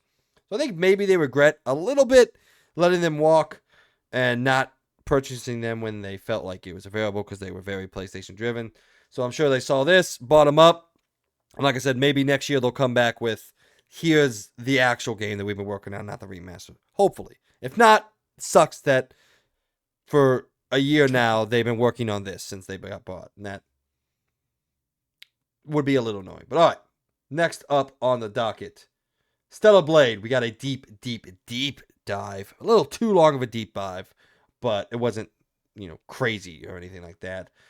Interstellar Blade, a new character action game being developed by Shift Up exclusively for the PS5. One of the first true Korean built studios that PlayStation has partnered with, and we're getting to see the game. Sorry, we're getting to see their game for the first time finally, and it's one of the true like projects that Sony has been behind. Hype level, fucking 10 out of 5, dude. I am through the roof excited for this. The showcase did nothing but heighten my excitement because it's so much more of a game than I thought we were originally going to get. It's open, it's expansive, probably not open world, but it looks like kind of open zone, very akin to like God of War or things like that. We got side quests and you have people you talk to. The world looks super interesting. Hopefully, they can put together a great story to go along with combat that looks super, super fun and engaging to do, just like most character action games like Devil May Cry and Bayonetta. Hopefully, they can nail all that. If they can nail all this, I think this can really come together to be something truly special. And man, I can't wait. But I'll tell you what, I'm not going to dislike playing as the main character in this one. I'll turn it over to you with that. Yeah. She is she's Yeah. she's a good looking person This character. this trailer alone was, I want to say, one of the best we saw. But I will say the last game we're gonna get to was, I think, I liked it. That's probably my favorite game that I did get to see. Um, but I was so confused because Mike was so excited for this. I've seen the reviews. I was like, what is he so excited for? Reviews or no Like, reviews? well, like, and like the predictions, what people think, Oh, the prediction reviews. So those aren't really good to base off of. People don't think it's gonna be a great game. It's not gonna score very high. Um, they said they are expecting it to be a lot of bugs from the developer. Like, why are you predicting these kind of things? yeah, we've never Just seen just anything let from this just let developer. them do it. Yeah. Um. So I will say, um, this did look very, very cool to play. I need to stop saying I might give things a try, because that just means the backlog gets deeper and deeper and deeper, and then there's no way out of it. So maybe this might be one that I just watch, but for the people like Mike who are very excited for it, so be it. Um, Late April, I think they said release date. So it sounds like this is gonna be one of the last games you play, and then you're gonna get your. I'm sure some more will come out. Obviously, we have that college football. Hopefully, fingers crossed, college football reboot coming out in the summer, and then we're gonna get all those showcases, and then we're gonna, fill out the rest of the month. Um, I mean, the rest of the year. Month what? Bro, I think I'm But yeah, I bro. will agree with Mike on that. On the one female, we'll call it protagonist or whoever. Yeah, I can fully see why Mike is very excited for this game. I'm gonna get the deluxe edition because I want this gold outfit. Gold outfit. Yeah, I'll link it in the doc for you so you can look at it. All right, there you go. All right, but yeah, man. All jokes aside of Eve being an objectively very beautiful protagonist, I love character action games. I haven't got to play one that I truly love since DMC5 back in 2019. So I'm excited for this. I've been excited for it ever since they announced it. I think it looks cool. The creature design looks super interesting. This is one dude with a fucking hand as a face that was creepy, and I'm excited about all that. So all right, next up, realistically, it's a 5 out of 5 excitement. But I said 10 out of 5 because I was being funny. All right, next up, Capcom shows off another trailer for Dragon Dogma 2. It looks just as good as it always has. Excitement level, I'm going 4 out of 5 on this. I'm excited for Dragon's Dogma. Um, the more and more I watch of this, the cooler and cooler it looks.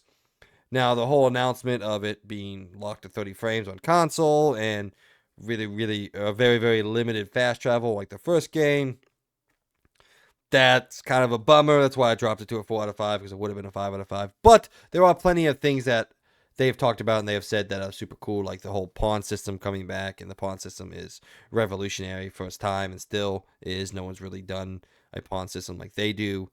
And all the things that they've talked about and the class designs and just the combat itself. This is probably going to be the game I play on March 22nd, unless the reviews come out and it's like, yo, this sucks. Which would suck is my number one pick game. That would not be good. But I don't see that coming. Andrew. Um, yeah, like we were talking about, these were obviously this and Rise of Rome coming out the same day, so this is the one up, in the air of what you play.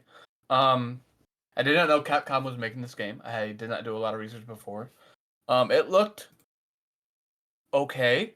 Um, Nothing that really sparked my interest, but because I've never been a fan of dragons. Like I never even liked.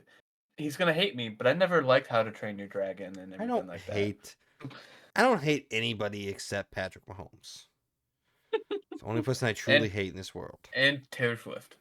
No, I don't hate Taylor Swift. It's not her fault that people love her. She's just trying Not to her watch some fault. football. Not her fault. The I, NFL is. yeah, I dislike the NFL for trying to fucking force her down my throat. She's just Yeah, there to watch her boyfriend play. I don't care, dude. yeah. Anyways, wrong topic. Well, that's another. Um, Talk about that forever. Hype. What did you say? Because I was gonna. It was low. I'm I said not. 4 out of 5. Oh, okay. I'm gonna go 2.5. This is a game I probably don't expect on playing. That's fine. But I'll see if when it comes out and it's playing great, people are like it. Maybe I'll give it a shot. All right, we'll skip through. We'll group some of these smaller ones together Okay. because I don't have too much to say. Well, I know there's I saw the one the very last one is the one you want to get to, obviously. So. The one we talked the most about is Death Stranding, because obviously, Shadow Fuck and yeah. Sonic and Shadow Generations. I know this is big into the Sonic fans. For me personally, 2.5, very average. I like Sonic, but I don't want to get too excited for them. Silent Hill, the short message, dropping later today. The reviews are out. It apparently sucks ass, so that's awful. I think the last time I looked at it on OpenCritic, it has a 43, so sweets. Um, but then we'll talk in a little deeper about Silent Hill 2 after we get through the kind of short one. So I'll say probably a 3 out of 5 when in terms of announcement. Now that I see the review score is a 1 out of 5, I'm not touching it. I'll probably just watch it. And then V Rising coming to PS5 this year. I know a big game over on PC. People seem to love this game, but I could give not a lot of crap. Probably 2 out of 5 on that one. And the last grouping, actually we'll group 2 more together because these are all crap. These are all just whatever games. Dave the Diver finally coming to PlayStation. That's cool. I might check it out. Maybe if it comes to PS Plus eventually, but I'm not gonna buy it at first. So I'll say 3 out of 5. I think it's cool coming. Yeah. And Coolest then thing about that was that Godzilla was yeah, the Godzilla. the Godzilla one. And then Zenless Zone Zero, another Hoyoverse game. 1 out of 5. I think they're cool looking, but I'm never gonna play them because I don't like their kind of monetization style. All right, what are you on those? Yep, I'm really about the same with you on that. Not planning on playing that Sonic and Shadow Generations game. Oh, sorry, it's gone up from 43. It's now at 53. Silent Hill, the short message. Okay. Wow, that's still really terrible. Um, Never big into Sonic games or anything like that. So no, this will be something I'll watch from the crowd and we'll see. So I'm with you on the same hype level. Not planning on playing that. Silent Hill, the short message. There we go. Um, cool little shadow drop. Free to play. That's great and all. Did not look that interesting. Um, so no hype. Probably like a 2 out of 5 hype level. Not planning on playing that. Not really a game that really sparked my interest. And then we grew to V Rising. I had no clue what V Rising was at all. It gave me a lot of, like watching Diablo is what I thought of when watching this trailer. Fantasy survival, that's we know right now that's not my thing, not my groove. So again, probably won't pay much attention to that. And then Dave the Diver, yes, the one thing I liked about it was little Godzilla coming out of the water. I was like, there he is. So those hype levels, I'm gonna give 2 out of 5 again. Those gonna be a lot of games that watch from a distance and let the people that like them enjoy them, and Oh, absolutely. save Yeah. the rest for us. Yeah. All right. A couple of deep dives here. Silent Hill 2 remake was shown off right after the Silent Hill short message, but I had a little bit more to say. I will say before I saw Silent Hill 2, I was at a hard 4 out of 5 hype level. I love Silent Hill 2. Not love. I like Silent Hill 2. I think it's an incredibly impactful game. I think it's an important game for the genre of survival horror. After watching this trailer, I'm gonna say 2.5 out of 5. I think I Really? dropped a Okay. point and a half. I did not think this looked very good. I think it looked like a poor man's Resident Evil remake. Any of them, two, three, four, whatever. Um, like the melee didn't look fun at all. It looked stiff. It looked like it had no momentum. The gunplay, again, poor man's Resident Evil knockoff. Didn't look that intriguing. It didn't look like the it didn't sound like the sound effects of the guns were really that great. It just, even the fucking walking animations, like that's literally Leon. That's his animation that you just stole. So yeah, I definitely cooled pretty heavily on this. After seeing it for the first time. I think the environments look great. I think the environments, the redone, remade environments look really awesome. Super moody, just like the first game. But character animation and just general gameplay looks pretty subpar. Like I said, for the third time, poor man's Resident Evil. Andrew. I'm gonna have to agree with you on that as well. Uh, what else? What else? What else? I don't. There's certain horror games that I will play and that interest me. This was not one of them. Um, I think if you're into horror for narrative purposes, Silent Hill 2 is one of the best out there. Silent Hill yeah. 2's narrative is ridiculously fucking impactful and deep Hmm. and twisty, and it'll keep you guessing. Hmm. But man, this gameplay looked rough, dude. Yeah, it did. It Yeah, 100% did. yeah. Like, we always talk about, I always go back to the horror game, and I always go back to that game that sparked my interest. It's Callisto. Not a great benchmark to base it off of. I hate to say it every time, but it did pique my interest in the horror game, so I have to give it that credit. That's the only credit it will get, but it does get that credit. Um, but yeah, no, it did not. This did not look good to play. It did not look fun. I don't know. Hey, man, the people that are gonna enjoy it, go for it. If you like that kind, all power to you. But this will be a game I will not play. But I will not touch either on any games to in our fans league because you never know how it's gonna score because there are some weird people out there that like the game. I don't think it will be well, but hey, we'll see. Sorry, I clicked off. No, All you're right, good. next up, we finally saw the reemergence of Judas. Actually, it's a pretty surprise inclusion here. Bioshock was exclusive to Xbox 360 when it launched in 2007. Um, we did hear a rumor a while ago that Ken Levine was making a Bioshock game for PlayStation Vita back in the day.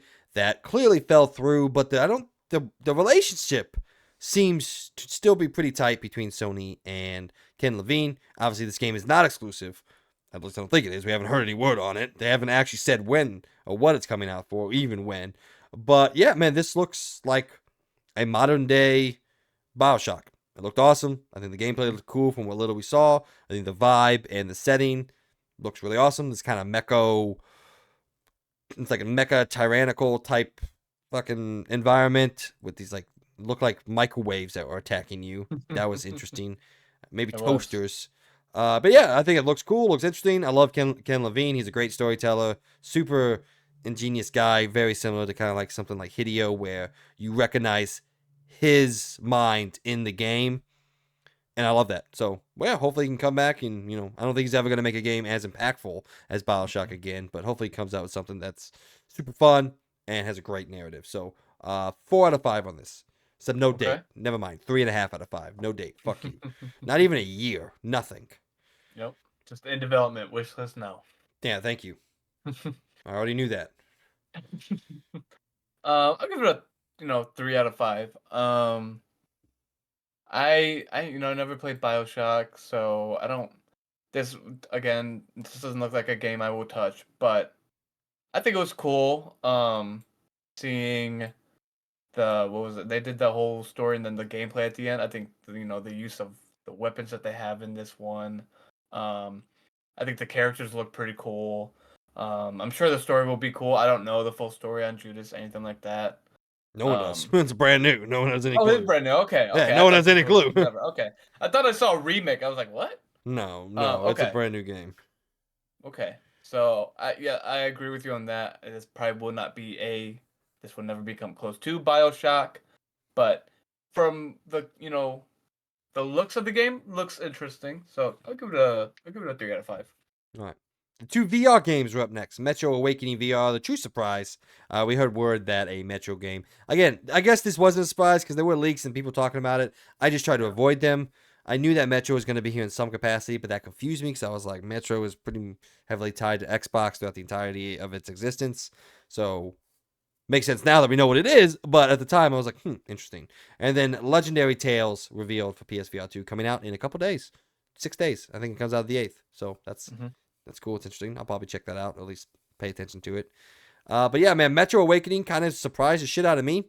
I probably should have known what it was by the trailer, but I wasn't thinking Metro. As soon as I saw VR, I was like, okay, not that. But yeah, man, a Metro VR game. It looks super cool. I'm excited to check it out. Set before the events of Metro 2033, so anybody can jump into it. It's not based off the events of that story or anything, because Metro is a very heavy story-based first-person shooter franchise. And cool, yeah, I look forward to it. Looks really awesome, and like I said, Legendary Tales. It looked super fun. We'll see how it scores and what the actual game is before I jump into it. But I'll say 3.5 for Metro and 3 for Legendary Tales. Okay. I'm not gonna go as high because I'm not a big VR person. Um, Metro Awakening did look really cool. I was happy about this. You'll see it in the reaction. They finally gave VR some games. The long awaited time. We're finally adding some We got titles. two. So there we go. Two Not just games. one, two. So Yeah, they're it's they're they're crazy. listening. They're somehow listening. Um, no, out of both of these, Metro Awakening did look very cool. Um, Set before Metro. Okay. Um, I am sure I will watch Mike play it when I'm over at his house while he's playing VR if he does try it. But my hype level is around maybe 2 out of 5 for both of these. Again, these just aren't games that I will probably be touching. Um, but they did look very cool. I liked seeing the gameplay on Legendary Tales, It looked and fun, dude. It's like, yeah. all the different type of weapons you could use. There's a guy who was just beating the skull for no reason at all. He was just beating the crap out of a skull that wasn't alive. It was just there. Yeah, Um, he was fighting it. He threw it through the table, then threw the piece of the table, then picked up the skeleton and the just skull beat the wasn't. shit It out of the was yeah, skeleton. it wasn't, the It skull was a skeleton live wasn't moving, skeleton. man. It was a possessed skeleton. But no, Metro Reckoning is probably the best out of these two. It looked cool, but Oh yeah, yeah, absolutely. Yeah. I'm excited to watch people play it, not play it. All right. So Let's finish up with the last two. Foam Stars had a new trailer showed off ahead of its launch later this week in 4 days on PlayStation Plus, by the way, for the first month. So if you want to check it out, it's free to, well, not free, but if you have PlayStation Plus, in any regard, whether that's the Essentials tier all the way up to the Premium tier, it is available for you to play this month. It'll be $30 starting next month when it comes off of PlayStation Plus. Still a great price for it, by the way. And I'm gonna be honest. I'm 3 out of 5 here.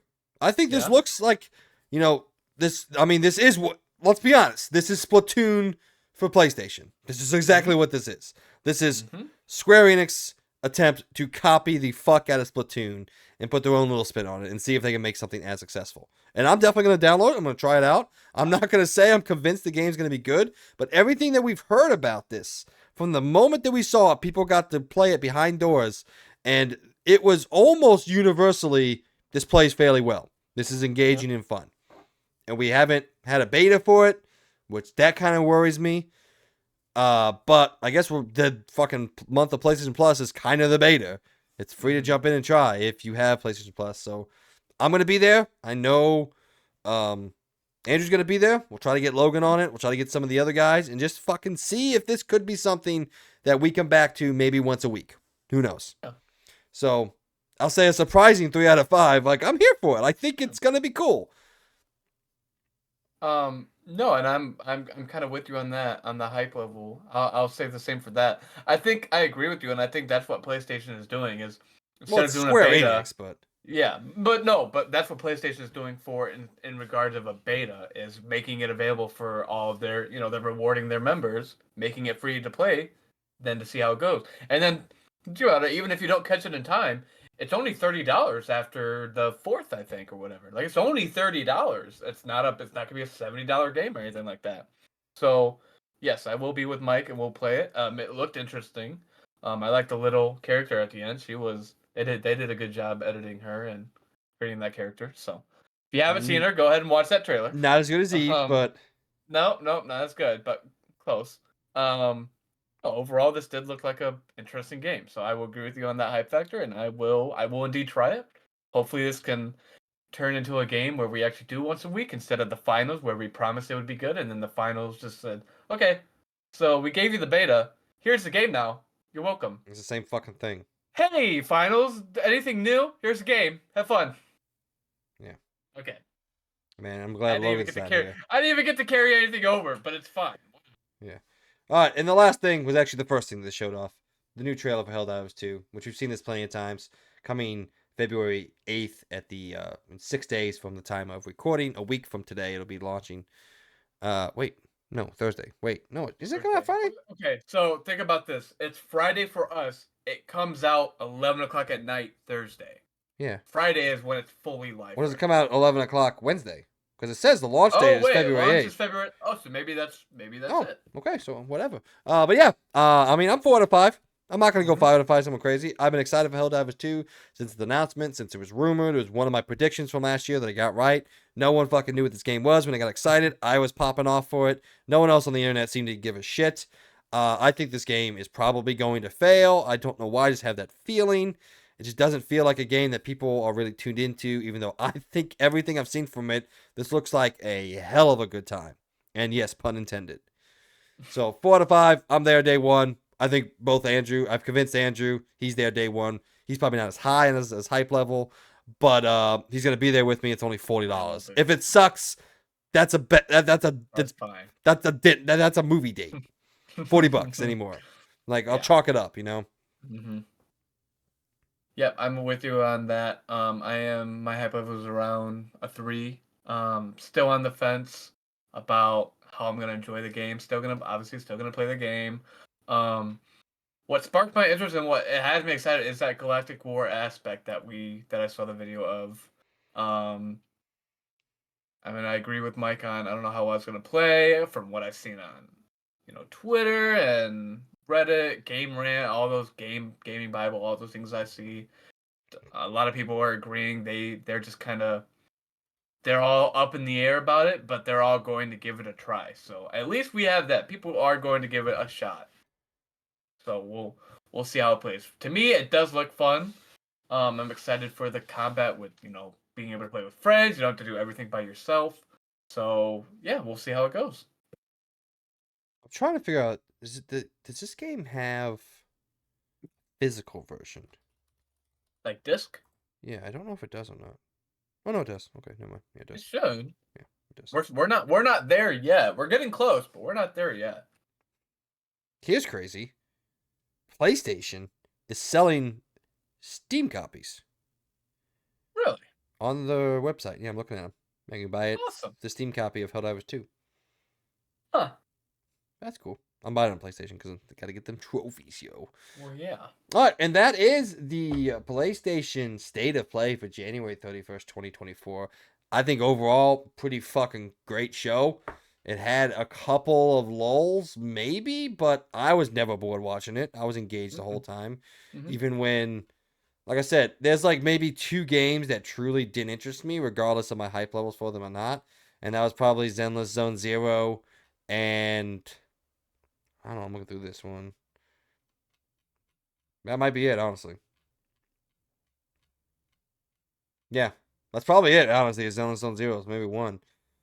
It's like Yeah. V Rising doesn't interest me per se, but like I still Yeah. think it's cool, and I was engaged watching it. Zenless Zone Zero, I was like the moment I saw Hoya Voice, I was just like, okay, whatever. I completely checked out. No. So, but yeah, man. I think a great show, a great way to start the year. I know there's people complaining out there. I don't know what the fuck you're complaining about, but Hmm. all right. We're gonna take a break real quick. Not you guys, but Andrew and I will take a break. And when we come back, we're gonna go to Around the Point, where we here at the Experience Point go around the video game world and give you the news that you need to know about.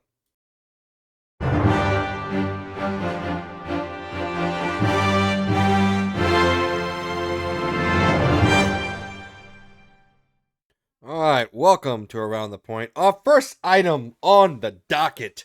We're gonna try something new here. Don't know if it's gonna go very well, but we're just gonna try it out. We're calling this the weekly game reaction. Definitely gonna come up with a different name for that one.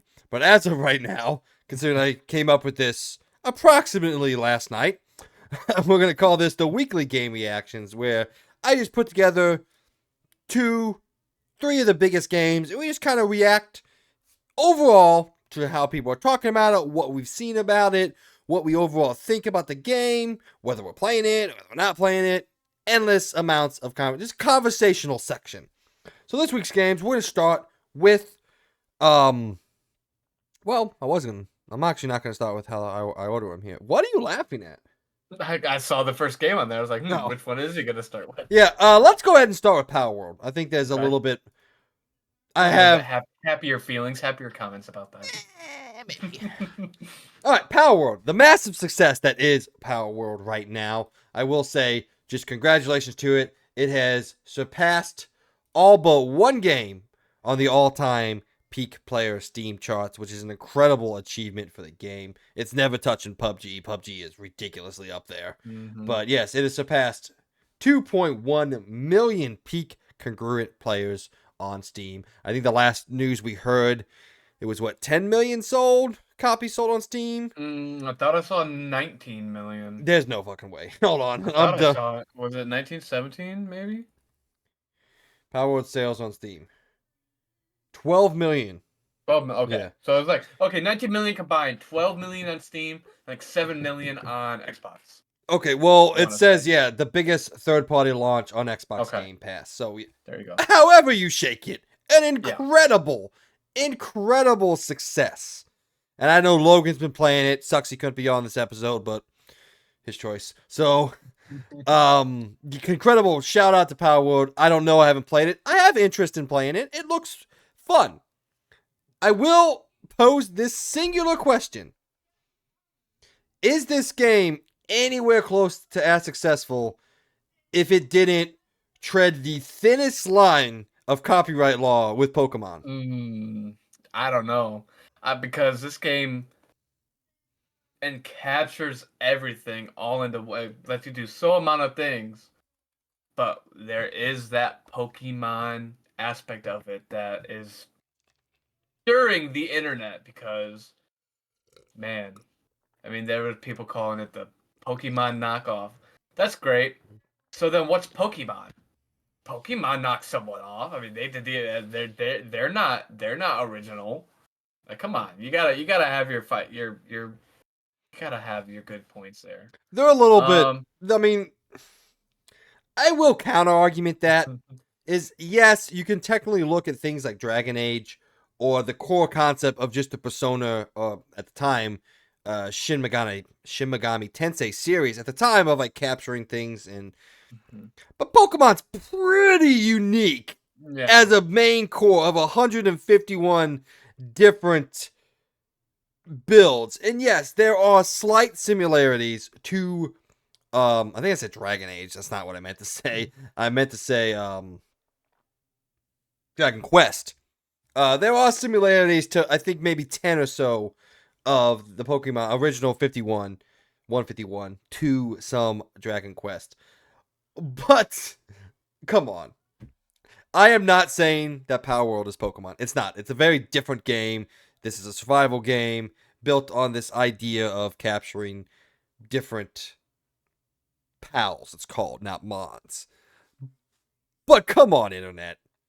Look, I know the Pokemon fans out there are crying, raving mad, and it's really annoying. This is the closest, by the way, this is the closest hated game that that I can think of to like The Last of Us Part 2.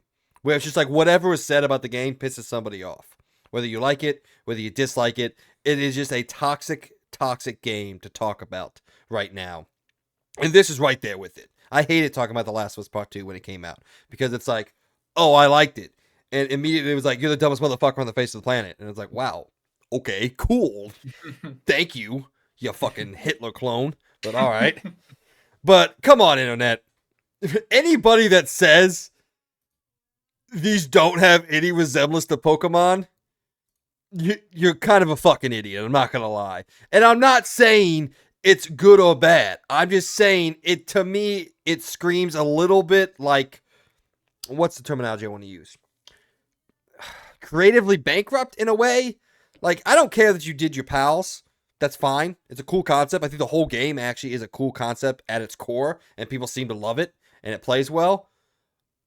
But you could have at least tried to hide the fact that whoever came up with some of these pals were just staring at the Pokemon going, okay, yeah, we got hits here.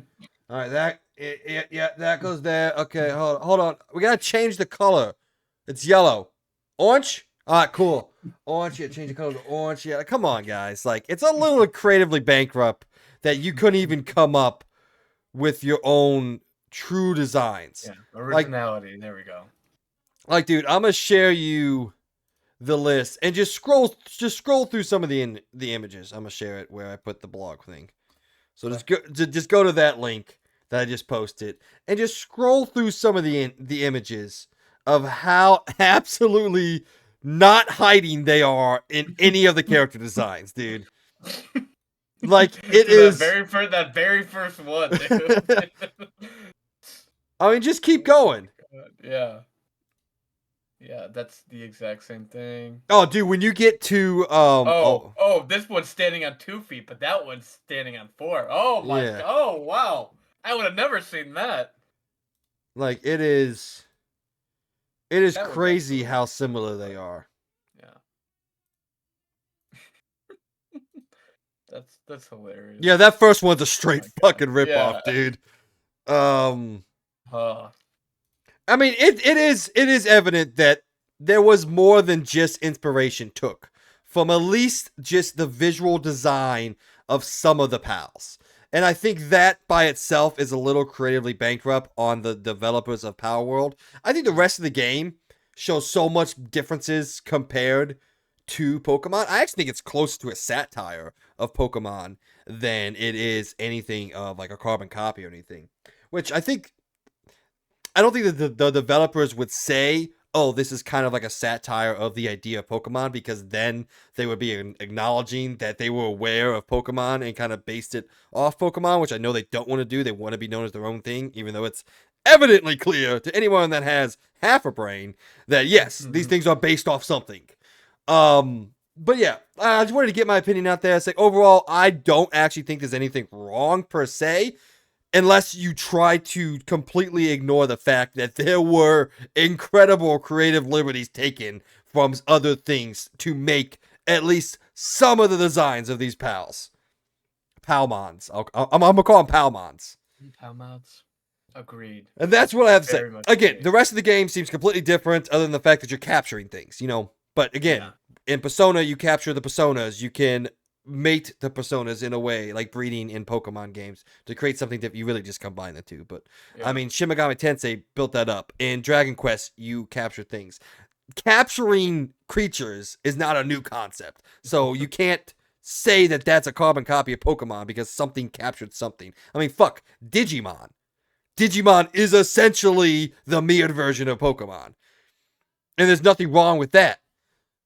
It's just the visual representation of what they put on screen. I'm like, all right, you could have tried to hide it. Like, if you were at least copy cutting, you know, controls fucking CV, you control C, at least try to hide it a little bit. That's all I'm asking for. But yes, I think the rest of the game is perfectly fine. Pokemon doesn't have a leg. The Pokemon company doesn't have a leg to stand in. And what's funny is I guess there were Sony people talking to Nintendo about, like, what do they think about this. They actually came out with a statement like, yes, we are aware, please quit telling us, because I'm sure they realize Maybe they have some copyright stuff on the visual design, but the game itself, they don't have any sort of, Mm-hmm. at least in my eyes, legal representation. No. Design wise, you could take this to a judge and be like, what do you think happened here? And I think the judge would be like, this seems a bit on the nose here, guys. Maybe you should redo some of these and Yeah. avoid the copyright suit. But I don't even know if Nintendo would do that, because the moment they do, there's now 19 million people that are screaming bloody murder at them, and they're the bad guys. So they'll probably just bow out. I mean, the Pokemon games sell a shit ton of copies anyway. Even though they suck ass sometimes, I don't think they care. And they score a lot better than what this one did. Well, the last one did. So, Maybe the yeah. last one still did, actually. I think it was in the 70s. Just wild. But all right. Um, Anyway, I ranted a lot there. I had a lot of thoughts that were about through my brain all week getting ready for this. So those were my high level thoughts. Again, I think the game's perfectly fine. Character designs, pretty fucking sus. yeah. I don't know what he said that there really is to go over. I mean, it's clear cut throat how it happened. I will say, I do like from what I'm seeing, they are keeping up on, it's early access. Everyone, let's calm down. There are going to be bugs. There are going to be bad things. What's great is, competent studios and developers know how to fix them. So they are coming out very quickly and making patches, bugs, fixes, everything like that. And then Xbox even said that they're going to provide them dedicated servers to work on. There's a couple other things I didn't read through it fully. So I'm glad Xbox is putting some time into it, because I'm sure they also saw the game like, wow, we're really treading the line here. We really don't want to. We already have a bad name for ourselves. Well, I'm sure We they really saw the don't want to add sales to start coming in and be like, yo, fucking throw money in this thing. it. And Yeah. PlayStation's like, fuck. Fuck, fuck, fuck. Fuck, fuck, fuck. I mean, it's a free console exclusive for Xbox. They didn't Mhm. pay any money to have this exclusive because it's not exclusive. It's only the fact that they allow early access and PlayStation does not. So good on you, Xbox. You got a free exclusive that you did not have to pay any money for, other than to have it on Game Pass. You had to pay money for that, which is probably actually. And now I bet the developers were like, man, we should have asked for more, huh? Shit. Shit. That's okay. They sold 12 million copies. I'm sure they're fine. Yeah, we'll see. I'm sure a full release will be sometime later this year, I'd expect. We'll Probably. see. Well, they're gonna see how it goes. They'll have to make some fixes. We'll see the legal side of things. If they do decide to go through with all this, we'll see. Yeah. Like I said, overall, I think it's a little sketchy what you got going on there. Yeah, unoriginal, but it's fine. All right, Enshrouded was another survival / building game that came out. I watched about an hour and a half of the game. No, oh, by the way, I forgot to say, I watched literally fucking 6 hours of Palworld throughout the week, dude. I don't know why I just didn't play it, but man, I was playing Yakuza and grinding and just watching videos on Palworld. That's what I was doing with my life. Ooh. But yeah, I watched a little bit of Enshrouded. It seems cool. It seems like it's really much going for the kind of trying to meld a kind of story-driven RPG with the kind of survival-based building aesthetics in a big open world. Like the people that I trust, that I watch, that were talking about it, seem to be pretty high on it. I know it's kind of making the rounds. It's doing pretty successful, comparatively speaking. Not comparative to Power. There's not a lot of things that are that successful. Fucking to that, God of War looks like a failure. So, and God of War is not a failure. So, but I don't know if you looked anything up on this or not or anything like that. But it seems like a pretty fun game and maybe something I would try out at a full release. But it's definitely it's very early access right now. So you said nothing. I haven't. Yeah, I haven't seen a whole lot. I've been following on Twitter what people are saying. Most of them are liking it so far. There are going to be issues that I've been also seeing on Twitter. I always hate when the games that are in beta and early access, and it was like these issues and bugs are gonna make me not want to play the game. Like, that's great. This is literally the reason they are doing this, to figure out what the people like and don't like about it.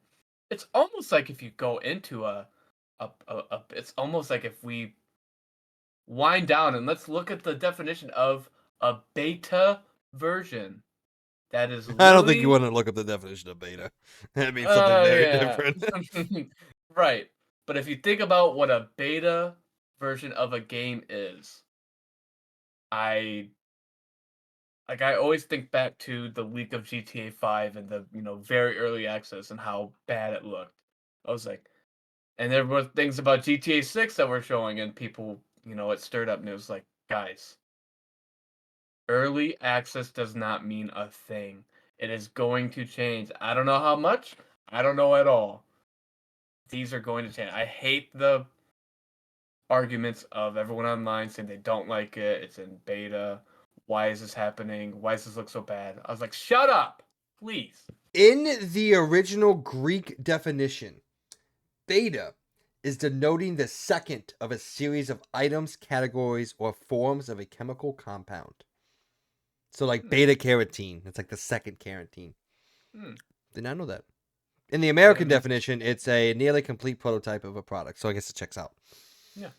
There you go. All right. In my definition, it's being a little bitch boy. All right. The final game on the weekly game reaction, Suicide Squad Kill the Justice League, has finally graced us with its presence. Woo! And there's a lot of dissenting opinions about this game. Some think it is a great video game.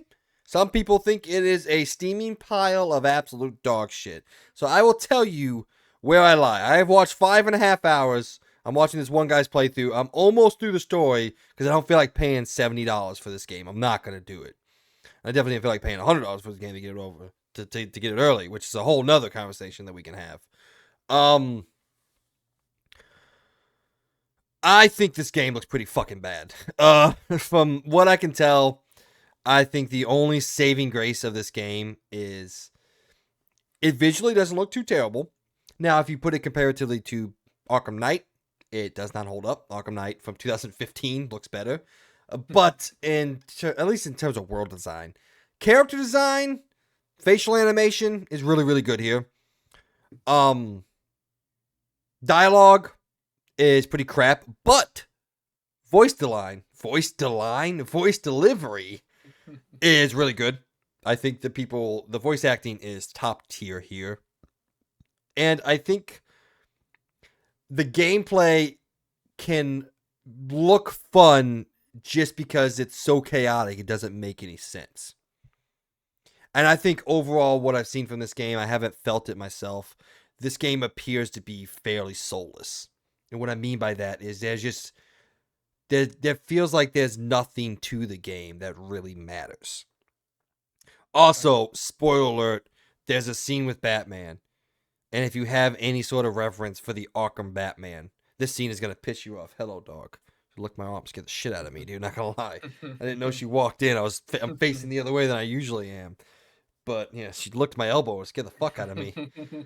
Yeah, I think this game, like I said, overall, and what I mean by soulless? I mean, it looks fucking boring. It looks like there's nothing engaging to do. Like, I remember the guy I'm watching his playthrough, Luke Stevens. This is a guy I listen to a lot on YouTube. Him and Skill Up, there we go, are kind of the two guys I listen to heavily, regardless of whether I agree with him or not. I remember he got really excited because there was this new mission thing that he got to in the middle of the story. It was like this new thing where you're guiding, you're following this it's like train, and you're like escorting this train to get to this destination. And I remember he said, "Hey, at least this is different. I'm not having fun, but it's different." So he was like, credit, there is some diversity here in terms of mission structure. And then the next side quest that he played was that exact same thing, reskinned. And that's this game in a nutshell, man. Reskinned missions, reskinned everything, a soulless, heartless game that makes you wish they would have made something different. Now, I do want to say, I don't think it's fair to critique the game solely because Rocksteady made the game that you didn't want to play, or made a game that you didn't want them to make. That's not a fair criticism. I do think it is fair to say you probably believe this isn't the game they should have made, or this feels like the game they didn't want to make. And that, I think, lies in the problem. The same thing we saw with Redfall. It's a game they clearly didn't want to make, and that comes through heavily in the product at the end of the day. And that's what I have to say on Suicide Squad. Yeah. I mean, we've been seeing reviews of it. Some people are liking it. We're not sure how credible those reviews are. But then again, who is credible? What do you We'll mean? see. IGN. You don't think the review from what was that one? Area Jungones? Oh, IGN's review finally went live. Oh, what is it? 5 out of 10. How? Ouch. Suicide Squad Kill the Justice League is a repetitive and bland looter shooter that, despite an engaging story, never stays fun for long enough to enjoy it. Ouch. That's gonna be hurt. DJ, if you're listening to this, please don't drop it. Drop something else. Please don't drop this. 61. Don't drop Skull and Bones. Don't We can't. drop He can't drop Kill Skull the and Justice Bones. League. So don't drop Decided. Find something else, man. Yeah, I mean, it's going to be a big score out for you if the Yeah. reviews keep going this way, man. God, we walked into GameStop today and they had a whole display on it right there when you walked in was Suicide Squad Kill the Justice League. You know what they didn't have? Persona 3 Reload. We had to go behind a desk and get that thing. There was no love for Persona 3. Oh, I am fully convinced this game is going to sell a bunch just because it's Suicide Squad. It's DC. Suicide Squad. People Well, are going to want we it. were talking to the police officer in the store, and he was talking about like they were excited for Suicide Squad because of the DC and just Suicide Squad in general. Like he was excited for it based solely off of that. I was like, Yeah. That's fair. That's fair. It's perfectly fair. Absolutely, it's perfectly fair. Yeah, that's fair. All right. We just said we'll see how it goes. So I'm very hoping that score goes down and DJ just believes in me that there's gonna be another game that's just as bad. Don't drop the game. Oh. Sorry, I'm drinking some chalky milky. Well, it's like Chalky milky? well, it's half chocolate milk and half regular milk. Oh. It's his new Fairlife brand. Well, it's not a new It's brand. It's new to us. But Oh. we got it at Target the other day when we stopped by Fairlife. Swirl. Dude. Yeah, which Target did you go? Which Target did you go to? One in the middle of fucking downtown, and it was the lights in the parking lot weren't even on. But it was a massive Target. But as I'm walking through, I'm like, did you have to cross the train tracks to get to it? no, it was one of the ones on It was the one closest to us on Poplar. Oh, okay, that's the one right off the interstate, right? Yeah, right off the interstate. Right by Best Buy. Best Buy and REI, maybe right there. It's like you had to do like a roundabout. You had to do like a roundabout to get there. Yeah. Yep. I will say, massive store. Yeah. Didn't really have a lot in it though. I mean, I helped out there one day. It's not. That was Their back big as room. fuck. Their back room is very bad. Oh, is it worse than us? Well, It's the layout of the entire store alone. Oh. I will say, I like the tech department. Yes, they have the remodeled one that everyone is moving to. So. Yeah, and there wasn't a lot of stuff to be put in there, so it was nice. All right, well, any other thoughts on Suicide Squad? I think enough has been said about it. Let the reviews talk. All right. Well, the reviews are talking, and people still don't know what the fuck to think about it. So, all right, we're gonna go on now to our next thing on the docket, ladies and gentlemen. Everyone was really upset when Sony announced the PlayStation Portal, and they were like, "Why this thing is stupid? It doesn't make any sense. Just make a handheld." They might be doing that. According to known industry hardware leaker, Moore's Law is dead. He's leaked a bunch of stuff. He's been talking about the PS5 Pro, which seems to be inevitable at this point, for 3 years now, or 2 years now. At this point, sorry. Anyway, according to him, a non-streaming console is in the works at Sony that would natively support and play video games. In his report, he says the device will have a custom AMD APU that is currently in the high-level design phase and is at least 2 years out and technically not greenlit for launch yet. It's also mentioned that based on talking with developers, the new handheld could maintain native backwards compatibility with PlayStation 4 games while receiving a Pro-like patch for PlayStation 5 titles. The report does not state that the device is in early development, so things are likely to change. It's also unclear about whether this could possibly be revealed and or released by Sony. Lastly, Moore's Law is Dead says that while he can confirm that the handheld is in development and AMD has the contract for the APU, the exact specs of the device are speculation on his part. As of writing, Insider Gaming has yet to identify inability to identify the legitimacy. Yada yada yada yada.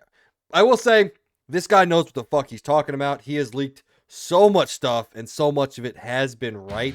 It's crazy. Sorry, the guys that listened to it. I clicked on his link and it put up a random fucking YouTube video. So sorry, everyone listening. You just randomly heard a YouTube ad play. My bad on that one. Yeah, I'm of two minds of this. My first singular fanboy mind. This is awesome. I love the PSP. I love the Vita. I think the Vita was way ahead of its time, and I've said for years that the Vita had to die so the Switch could live. All right, and I think that was one of the inciting things. I think Sony has always been ahead of the curve on their portable systems. So I am super excited as a fanboy. This is great. I'll probably get this no matter what.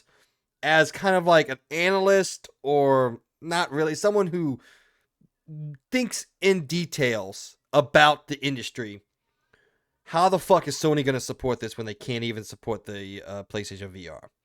Yeah. How are they going to make enough games for now 3 separate consoles? Technically, one is an additive to another console, but it still has its own library. I don't see how they can do that unless they tried PSVR 2. They're like, let's just see. It has failed dramatically, which is why we're not seeing a whole lot of support. And they said, fuck it. We're going back to handhelds because everybody seems to want one now. When the last time they made it, nobody fucking bought it. So that's why we stopped making handhelds, because nobody bought the Vita.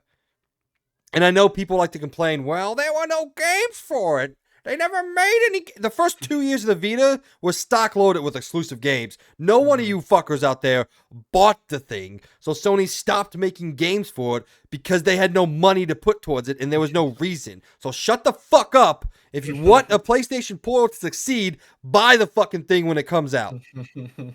I'm just saying. Yeah. All right. That was a massive rant. That voice I did, by the way, that was my Sony pube voice. But yeah, man, what do you think?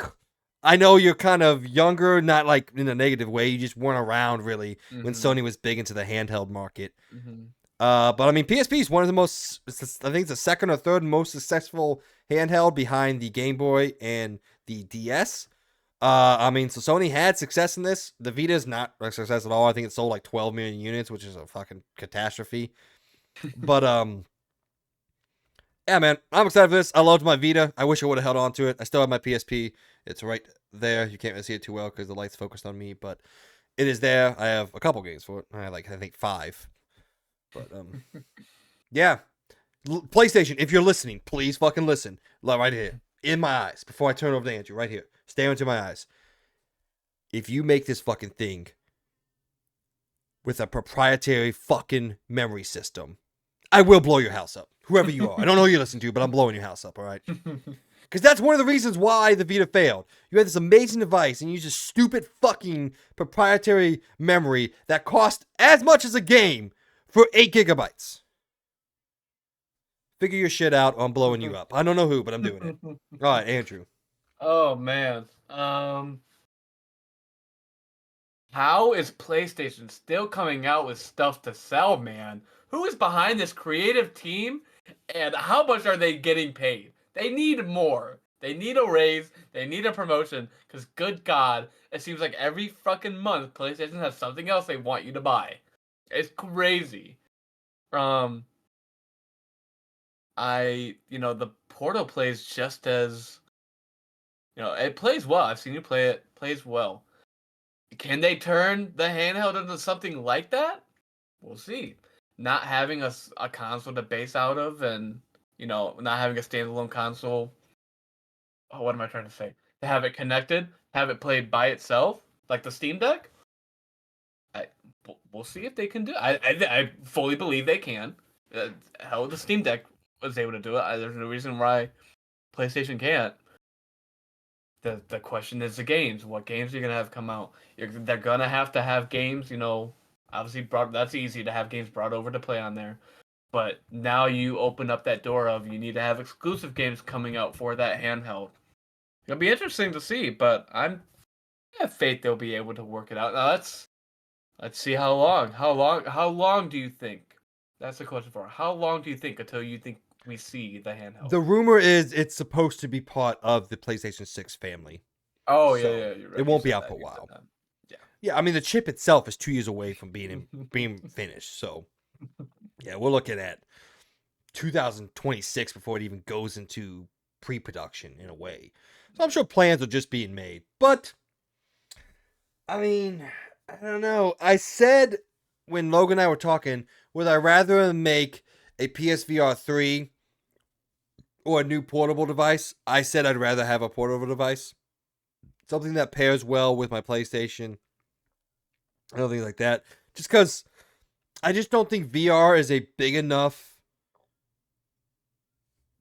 I don't want to phrase it. It's not a big enough kind of like excerpt of the industry for Sony to be able to fully support, just because they're not as big as Facebook. They're not as big as Xbox. Even though Xbox doesn't have a VR, but they probably could. They're not as big as these other entities that can throw money at something and lose money and just shake it off. Sony is not that big. Sony can't put $1 billion into R&D to come up with a VR device and then have it fail and go, whatever. Oh well. They're like, well, fuck, now what? Yeah, they're not Microsoft. They're not worth $3 trillion and then lay off 1,900 people. Oof. Wow. But anyway, they don't have that money to throw at this stuff. If something fails, that's bad for that's very, very bad for them. So they got to be smart, and I think right now in 2024, it'd probably be smart to be like, maybe we just go make another handheld. Fuck it, maybe. And again, if it's backwards compatible with PS4 games, the entire library, and a select PS5 games through like patching and porting or whatever, that's awesome, man. You tell me I can play Spider-Man 2018 that I already own. I can just immediately download it on my PSP2 and play it. That's fucking cool, man. That's fucking cool. Especially now that we have this whole library of games that is, well, you're getting there, but I have 400 plus games on my account. You tell me I can just download them and play them whenever I want, wherever I want? That's fucking awesome, man. Yeah. So, and then when I get home, boom, switch over to my PlayStation 6. Sounds like a dream to me. It'll probably be $800, but who the fuck knows? All right, our next item on the docket, unless you have more to say. Nope. Okay, let me type in the timestamp real quick. Is Hi-Fi Rush, Andrew, coming to PlayStation and Nintendo Switch? A year after it was shadow dropped on Xbox Series X and S and PC, Hi-Fi Rush appears to be set for release on the PlayStation 5 and Nintendo Switch. The discovery comes via a data mine that discovers 2 new t-shirt textures within the game's files. The first texture is a blue design that reads, "I'm here, baby," with a silhouette holding a guitar in a similar pose to Cloud from Final Fantasy. The second is a red shirt that says, "Rock out, anywhere," seemingly alluding to the Switch's portability. Hi-Fi Rush launched on January 25, new reviews. This isn't the first leak we've heard about this, but this is just the one that I found within a relative time of putting the script together. There's multiple different leaks saying that this is coming, this is happening. Those two seem pretty... I mean, dude, if you look at "I'm Here, Baby" shirt, and then you go and fucking look at Cloud's pose from Final Fantasy, that's the same fucking thing. So... dude, this is a move. I'm saying, Xbox, while Logan likes to think that I hate them, I don't. I just don't think they're as good as PlayStation at making games. That's just the core minimum of it. Mm-hmm. But they clearly don't care as much about their hardware and their hardware sales. They care a lot about the software and their Game Pass and their cloud stuff and all that. Could we see a future in 10 years or so where Xbox is just X? There's no box. That's a very inadequate way to say it. They're just a new publisher. Now we're left with a vacuum is Sony can charge $700 for the PlayStation and there's no one to compete with other than Nintendo, which I don't think they would do that, but I'm not putting it out of the realm of Yeah, possibility. yeah, it's entirely possible. But I mean, that would leave Sony as the sole proprietor of like powerful home consoles, because Nintendo is great, but it's not in the same boxing ring as PlayStation. Mm-mm. It's not in the same weight class. Um, I don't know if Xbox will do that just because they don't want Sony to win that much. Regardless of how much they say, oh, there's not a rivalry, there's not this rivalry, there's not that, we're just in it to make money, whatever. There's a rivalry. There is, you know. Microsoft doesn't like Sony, and Sony clearly fucking hates Microsoft. Mm-hmm. Clearly, they fucking hate them. But interesting move. You know, this is probably, in my opinion, your biggest exclusive on Xbox Series X and S. I think the most successful, the best one. Um, yeah, I mean, this is a move that PlayStation would never do. PlayStation, you would never see God of War on Xbox ever. And look, I've been saying for a while, the best of both worlds would be if Microsoft just put Game Pass on PlayStation. I'm sure they want to. I'm sure Sony says, fuck no, we're not doing that. It would have to be a very tailored version of Game Pass, because like there's no way you're going to put a third-party game on Game Pass that's available on PlayStation when PlayStation wants to be able to sell that third-party game. Mm-hmm. So it'd probably be like a Xbox first-party only version of Game Pass. And I don't think Xbox would want to do that. They want to be able to sell all the games. So that's probably exactly where that tit for tack is. Because there's no way PlayStation would be like, yeah, go ahead and bring Game Pass. We don't need to sell Assassin's Creed games on our console. Like, that makes no fucking financial sense. Yeah. No, Anyway, I got off on a tangent there. This is cool if it does happen, and I think it may, in fact, lead to more things down the road coming as Xbox kind of slowly moves away from the idea of the traditional home console and into their service and subscription based future, which I do foresee for them. So yeah. I know, based off your point, I fully believe in the future we're going to be seeing something called Cloud Pass. that's a shit name. That's a horrible name. It is a bad name, but it's gonna be something like that. It's gonna be like Game Pass, but it's all cloud, cloud gaming of combined. It's a way to find Xbox exclusives, PlayStation exclusives, exclusive games to where you charge that subscription fee, and then you have access to that game to where you can play, on your PC or however you want to play it. I see that being very far down the road. If anything, the console wars are at a high right now and not a low. I mean, they're at one of the highest they've been since these two next-gen consoles got announced, Series XS and 5. 2020, that's when it rose. 2020 alone was just a really bad division game. Everyone was just dividing themselves. I mean, that was a bad year altogether, but that's when I think it got up, and like console wars are at a very big high right now. I'm very surprised. What I saw about this, what I think I know is true, is they added DualSense support within the game of Hi-Fi Rush. So I do believe this is, coming. We just don't know. They haven't said when, but I do think that is happening, because why else would you add support for a DualSense controller other than to let people use a DualSense controller? So I do believe this will be happening. Sorry, I was texting my boss, being annoying. One? You know. No. It's 7:30. Why is he? Oh, he's closing tonight. He also told me to do the stuff that he already told me to do when I was fucking leaving. Leave me alone, Hobag. Sorry, please don't. I hope he's not listening. He definitely doesn't listen to this. If he does, I mean Hobag. In complete and utter honest. I don't. Fuck honesty. You. No, I mean like in complete and utter honesty. Like you're a Hobag. Like I don't mean it in any sort of jest. Okay. I mean it seriously. We're in agreement there. Okay. All right. The next item up for discussion. You remember the famed developers of the Saints Row video games? Why can't I remember the name? Is it Visceral? No, it's not Visceral. Volition. There we go. I couldn't fucking remember it. Yeah. Yep. Well, Embracer decided that it was a good idea to buy a shit ton of studios and properties, and there's no way that could go wrong. Well, it all went wrong, and now everybody in their fucking mother is getting laid off. Studios have been closing left and right. Volition closed last year. Granted, they didn't make a great game, but they still closed. We just got word of a Deus Ex game being canceled from Montreal Eidos, which was also bought by Embracer from Square Enix back in the 2022 year, I think. Might be. Maybe it was later than that. But anyway, the guys who have lost their job at Volition have now created a new studio called Shapeshifter Games. It says fans will likely recognize Volition for the work on the Saints Row series. This includes the 2002 reboot, also published by Deep Silver. The new studio, Shapeshifter Games, appeared on LinkedIn with official statements on the development plans. Shapeshifter Games is focused on AAA game development. The studio adds it's already hard at work with a top publisher on their next great IP and is looking to grow. Embracer Group shut down Volition, the original studio, in August 2023. Wow, that happened way earlier than I remember.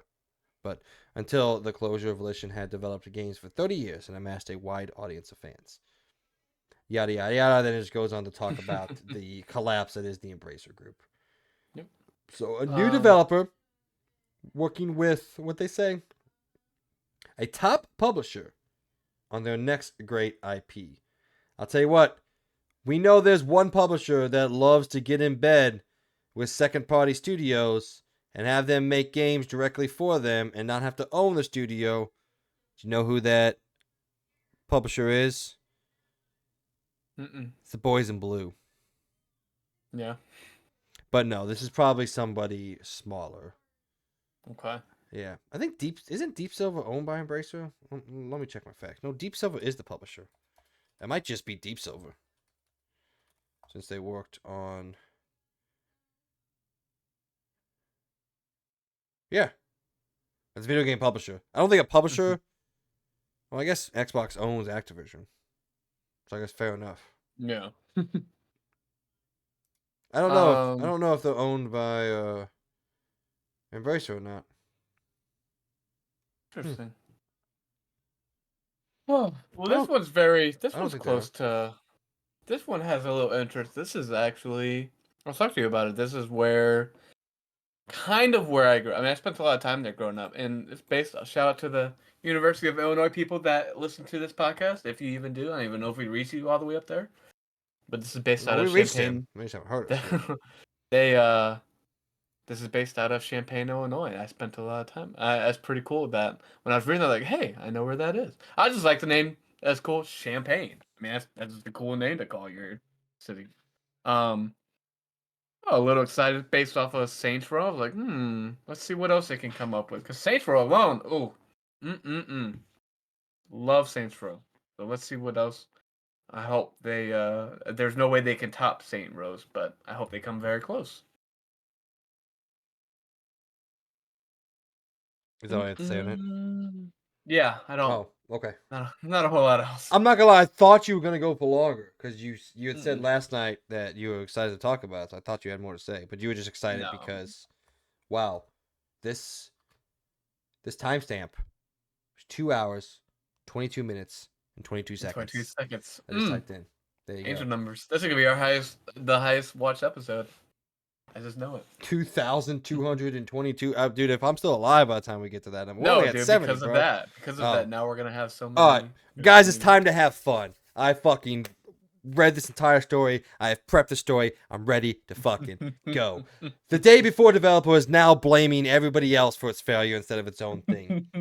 Days after the servers for the day before were officially taken offline, its developer and publisher, Fantastic, has taken to social media to defend itself once again while adding an extra twist. The studio is now claiming that it was the target of a hate campaign by a group of bloggers and others. In their post on Twitter, the studio went in depth about their claims and then specifically called out certain bloggers for the day before its failure. That now infamous Twitter post goes like this. Certain bloggers made huge money by creating false content. Start again. Quote.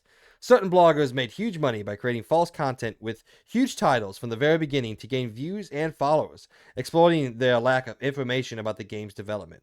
Their actions triggered a gold rush among content creators due to the game's pre-release popularity. The negative bias instilled by certain bloggers making money on hate-affected perceptions of the game. Look at unbiased gameplay like Dr. Disrespect's stream at release. Despite the initial bugs and server issues, he liked the game, which we fixed later. An interesting sentence. And the game received improved reviews over the weekend. Unfortunately, the hate campaign had already inflicted significant damage. They go on to continue. Quote, we also heard that petitions were created to continue development, and on the black market, the game's price exceeded $200. What are they talking about? And some even began to make their own mods, they said. Another quote go on about the pre-order to crowdfunding to quote, even after the game was closed, we, together with the publisher, returned money to all players, including forcibly issuing returns to those who did not request them. How many companies return money like that, they said. And finally, we end with, quote, despite being a small indie company with a limited budget, we assisted employees with relocation and healthcare after our closure and helped some of them buy equipment and with their mortgages and other personal matters. Our low churn rate and the fact that half of those who left returned to the company demonstrated our positive work environment. Maybe you made a fucking shit game and everybody called your ass out on it because you were putting fake ads up for 2 fucking years trying to convince us this was the game, and then the game came out and we were like, yo, these 2 things don't fucking compute, you little fucks. Alright. I love that. How many companies return money like that? Nobody! Because nobody makes a game as bad as yours. A company trying to hide their fucking tracks. I'll tell you what. Someone trying to hide their ass and cover their ass. That's a company that does it. You don't want a lawsuit on your hands. Oh my god. He mentioned Dr. Disrespect stream. By name. That was funny as fuck. Dr. Disrespect, and I could promise you, he did not have fun. He said other content creators did not touch your game. I don't know where you got the he had fun. He played it for 30 minutes and then turned on Call of Duty. Do you know how bad a game has to be for someone to turn on Call of Duty? Come on, man. Come on. You fooling. Dude, I read that. I'm like, you gotta be fucking kidding me, dude. There's no way that whole statement is real. None of that is real. No way. I mean, this is what they've been doing for the longest time, though, man. They just keep defending themselves and saying, no, you guys are wrong. We are not at fault here. It's not a scam. We didn't take any money before launch. It's not a scam. Technically, they're right, I guess. It is again, the game's not a scam. It's just a shit game that you tried to hide how shit it was. And I'm not going to lie. I do not fully believe that development started in this game before 2023.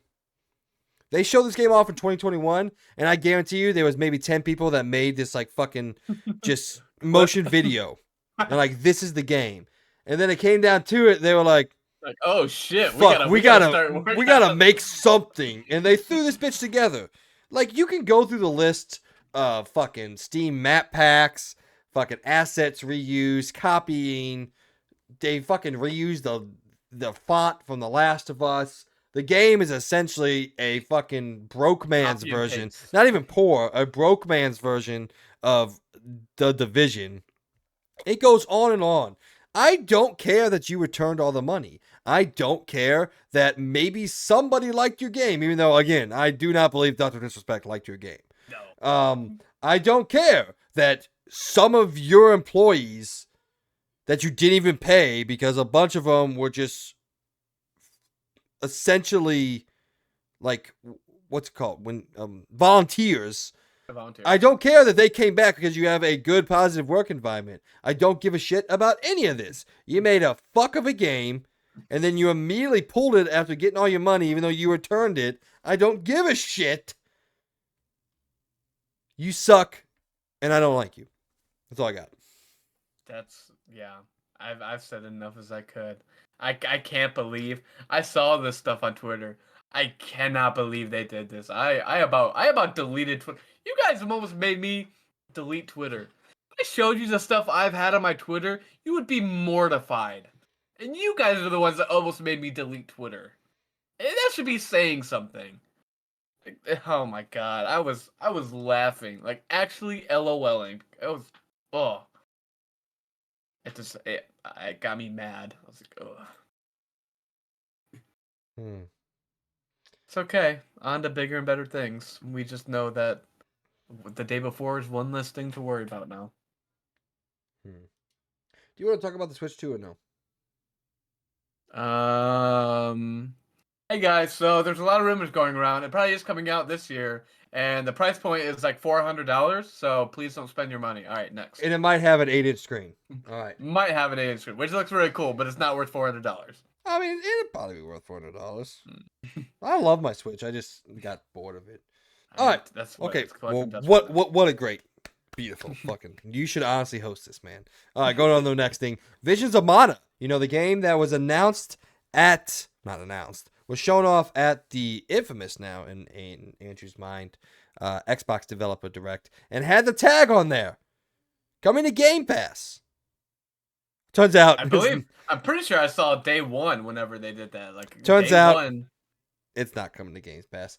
It's been confirmed by a Microsoft spokesperson who told Eurogamer that mentions a Vision of Mana on the Xbox Game Pass website was just a mistake, confirming the incoming action role-playing game will not be available on the subscription service. He said, quote, "We are aware that Xbox.com included language that indicated Visions of Mana was coming to Xbox Game Pass and can confirm that this was an internal error." End quote, the spokesperson said. He continued on, quote, "While we are always updating the library and looking for new ways to provide members with value and choice, we do not have plans currently to bring Visions of Mana to Game Pass at this time." End quote. So just kidding. Gotcha. Also, he just says online, I'm fairly certain it was in that trailer. I'll have to go back and watch, but I'm pretty certain Certain. during the developer direct, that bitch was in there. Yeah. I don't know. Someone go I don't double know, check man. me. I could be wrong. What do you got? But I already paid $15 for Game Pass. Yeah, that'll still be $70.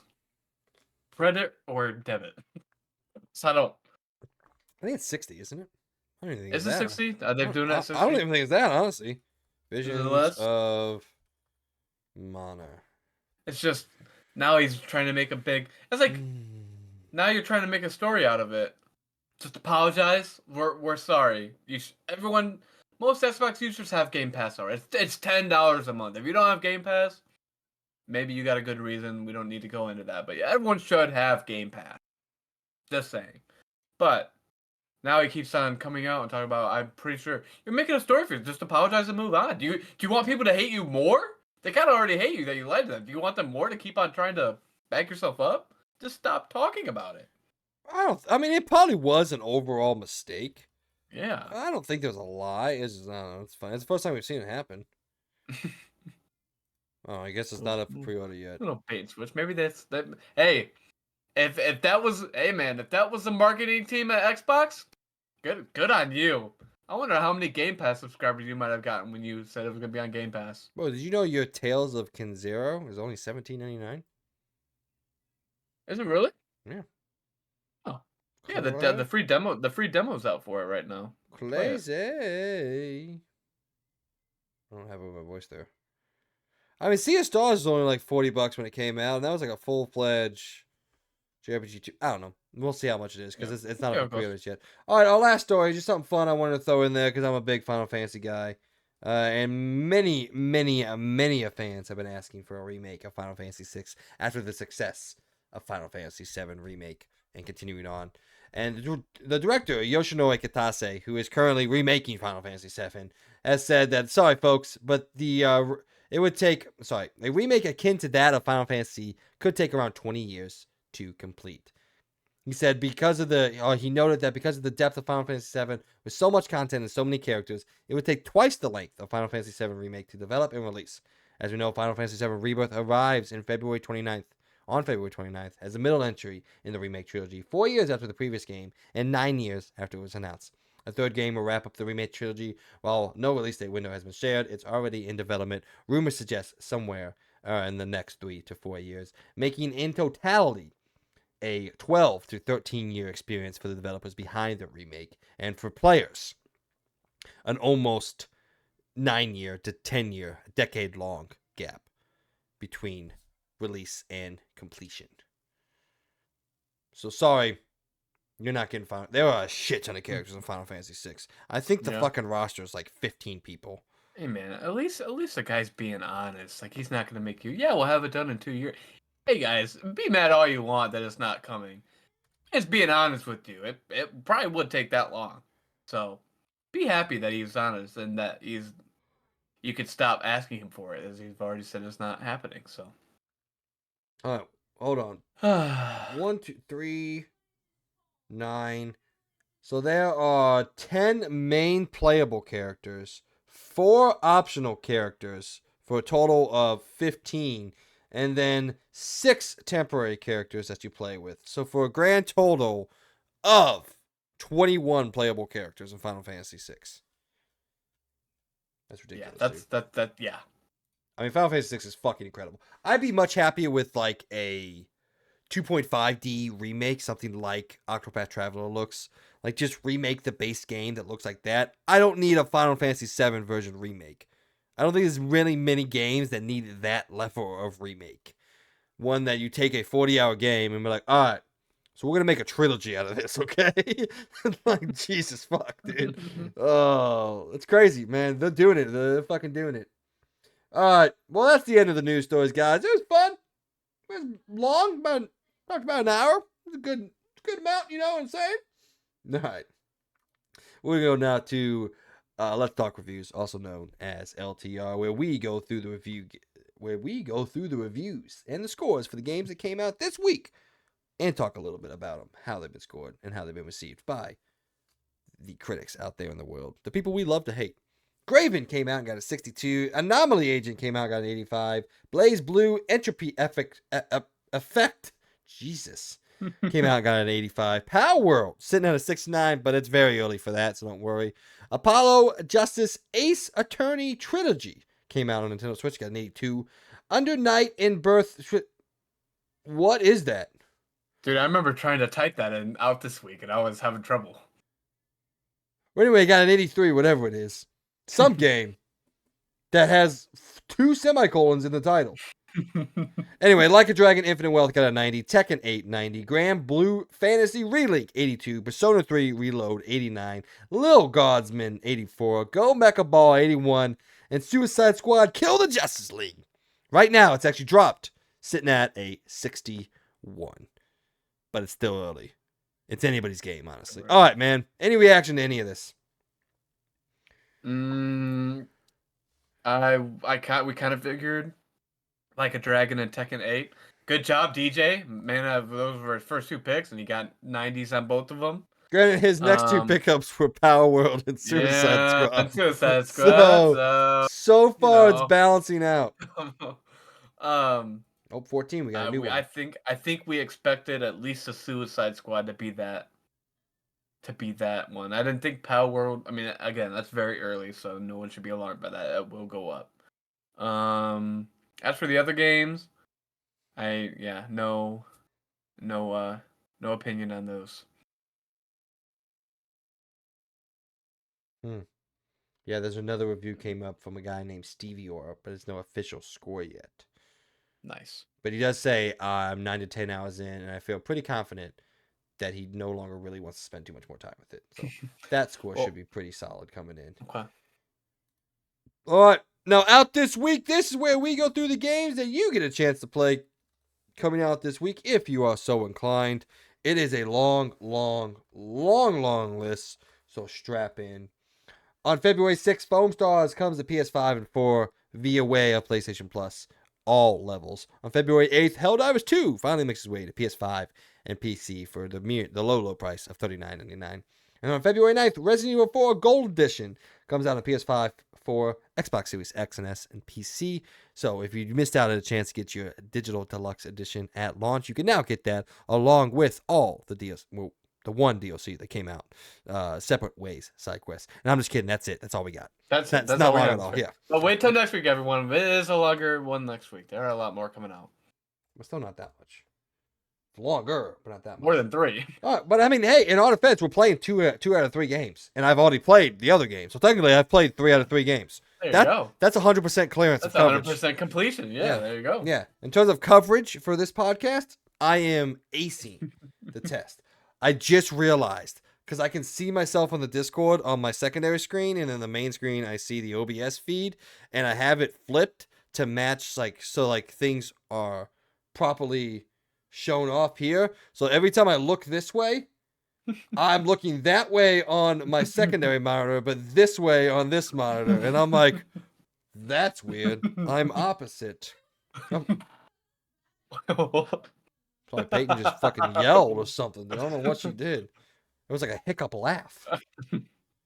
Anyway, let's get the fuck out of here. All right, ladies and gentlemen, this brings us to the end of our show. Everyone who's been watching or listening, we just want to take this time, as always, and thank you from the bottom of our empty, empty hearts for all that you do and all that you listen to out there. We could not be doing what we do without your support, but please help us to continue to grow by telling everyone else out there that you know give us the slightest appreciation for all things pop culture. They have some new friends waiting to talk all sorts of fandoms with them. We greatly appreciate it. Mr. Andrew, any last words? Why is she yelling? This is what happens when she talks on the phone with her family. She's like, fucking screams! Wow. Thank you everyone for sticking along with us. Do us a big favor. If you guys could reach out to the Birdman himself, ask him, how he's doing, where he is, if he plans on, seeing us again, because he won't talk to us, so we don't know if we've made him mad, but I'm sure you guys haven't. So if you could reach out to us, do us a favor, that would be very grateful, because we do miss him dearly. To be fair, he did respond to my text today, so. Yeah, that was one response, so. He said like 5 words. Anyways, but other than that, Logan, please come back. Thank you everyone for sticking around and listening to us. We'll be back hopefully next week. Logan again. So yeah, it was a fun time talking. Sit down with Mike again. Yeah, sorry, I'm coloring. Yeah. I'm coloring the back of my plate. There you go. Why? Because I use this plate, I was gonna make a point in the grading the state of play, but I forgot to make. So out of the 16 games, 7 of them were exclusive to PlayStation. Oh. So people say there's no games coming, so I was gonna make that point, but I forgot to make the point. So then I started coloring. Oh, okay. Anyway, once again, thanks everyone for listening and following along with us. This has been another episode of the XP Podcast, brought to you by the Experience Point. I hope everyone has a great week, and as always, we'll talk to you on the next one. See you guys.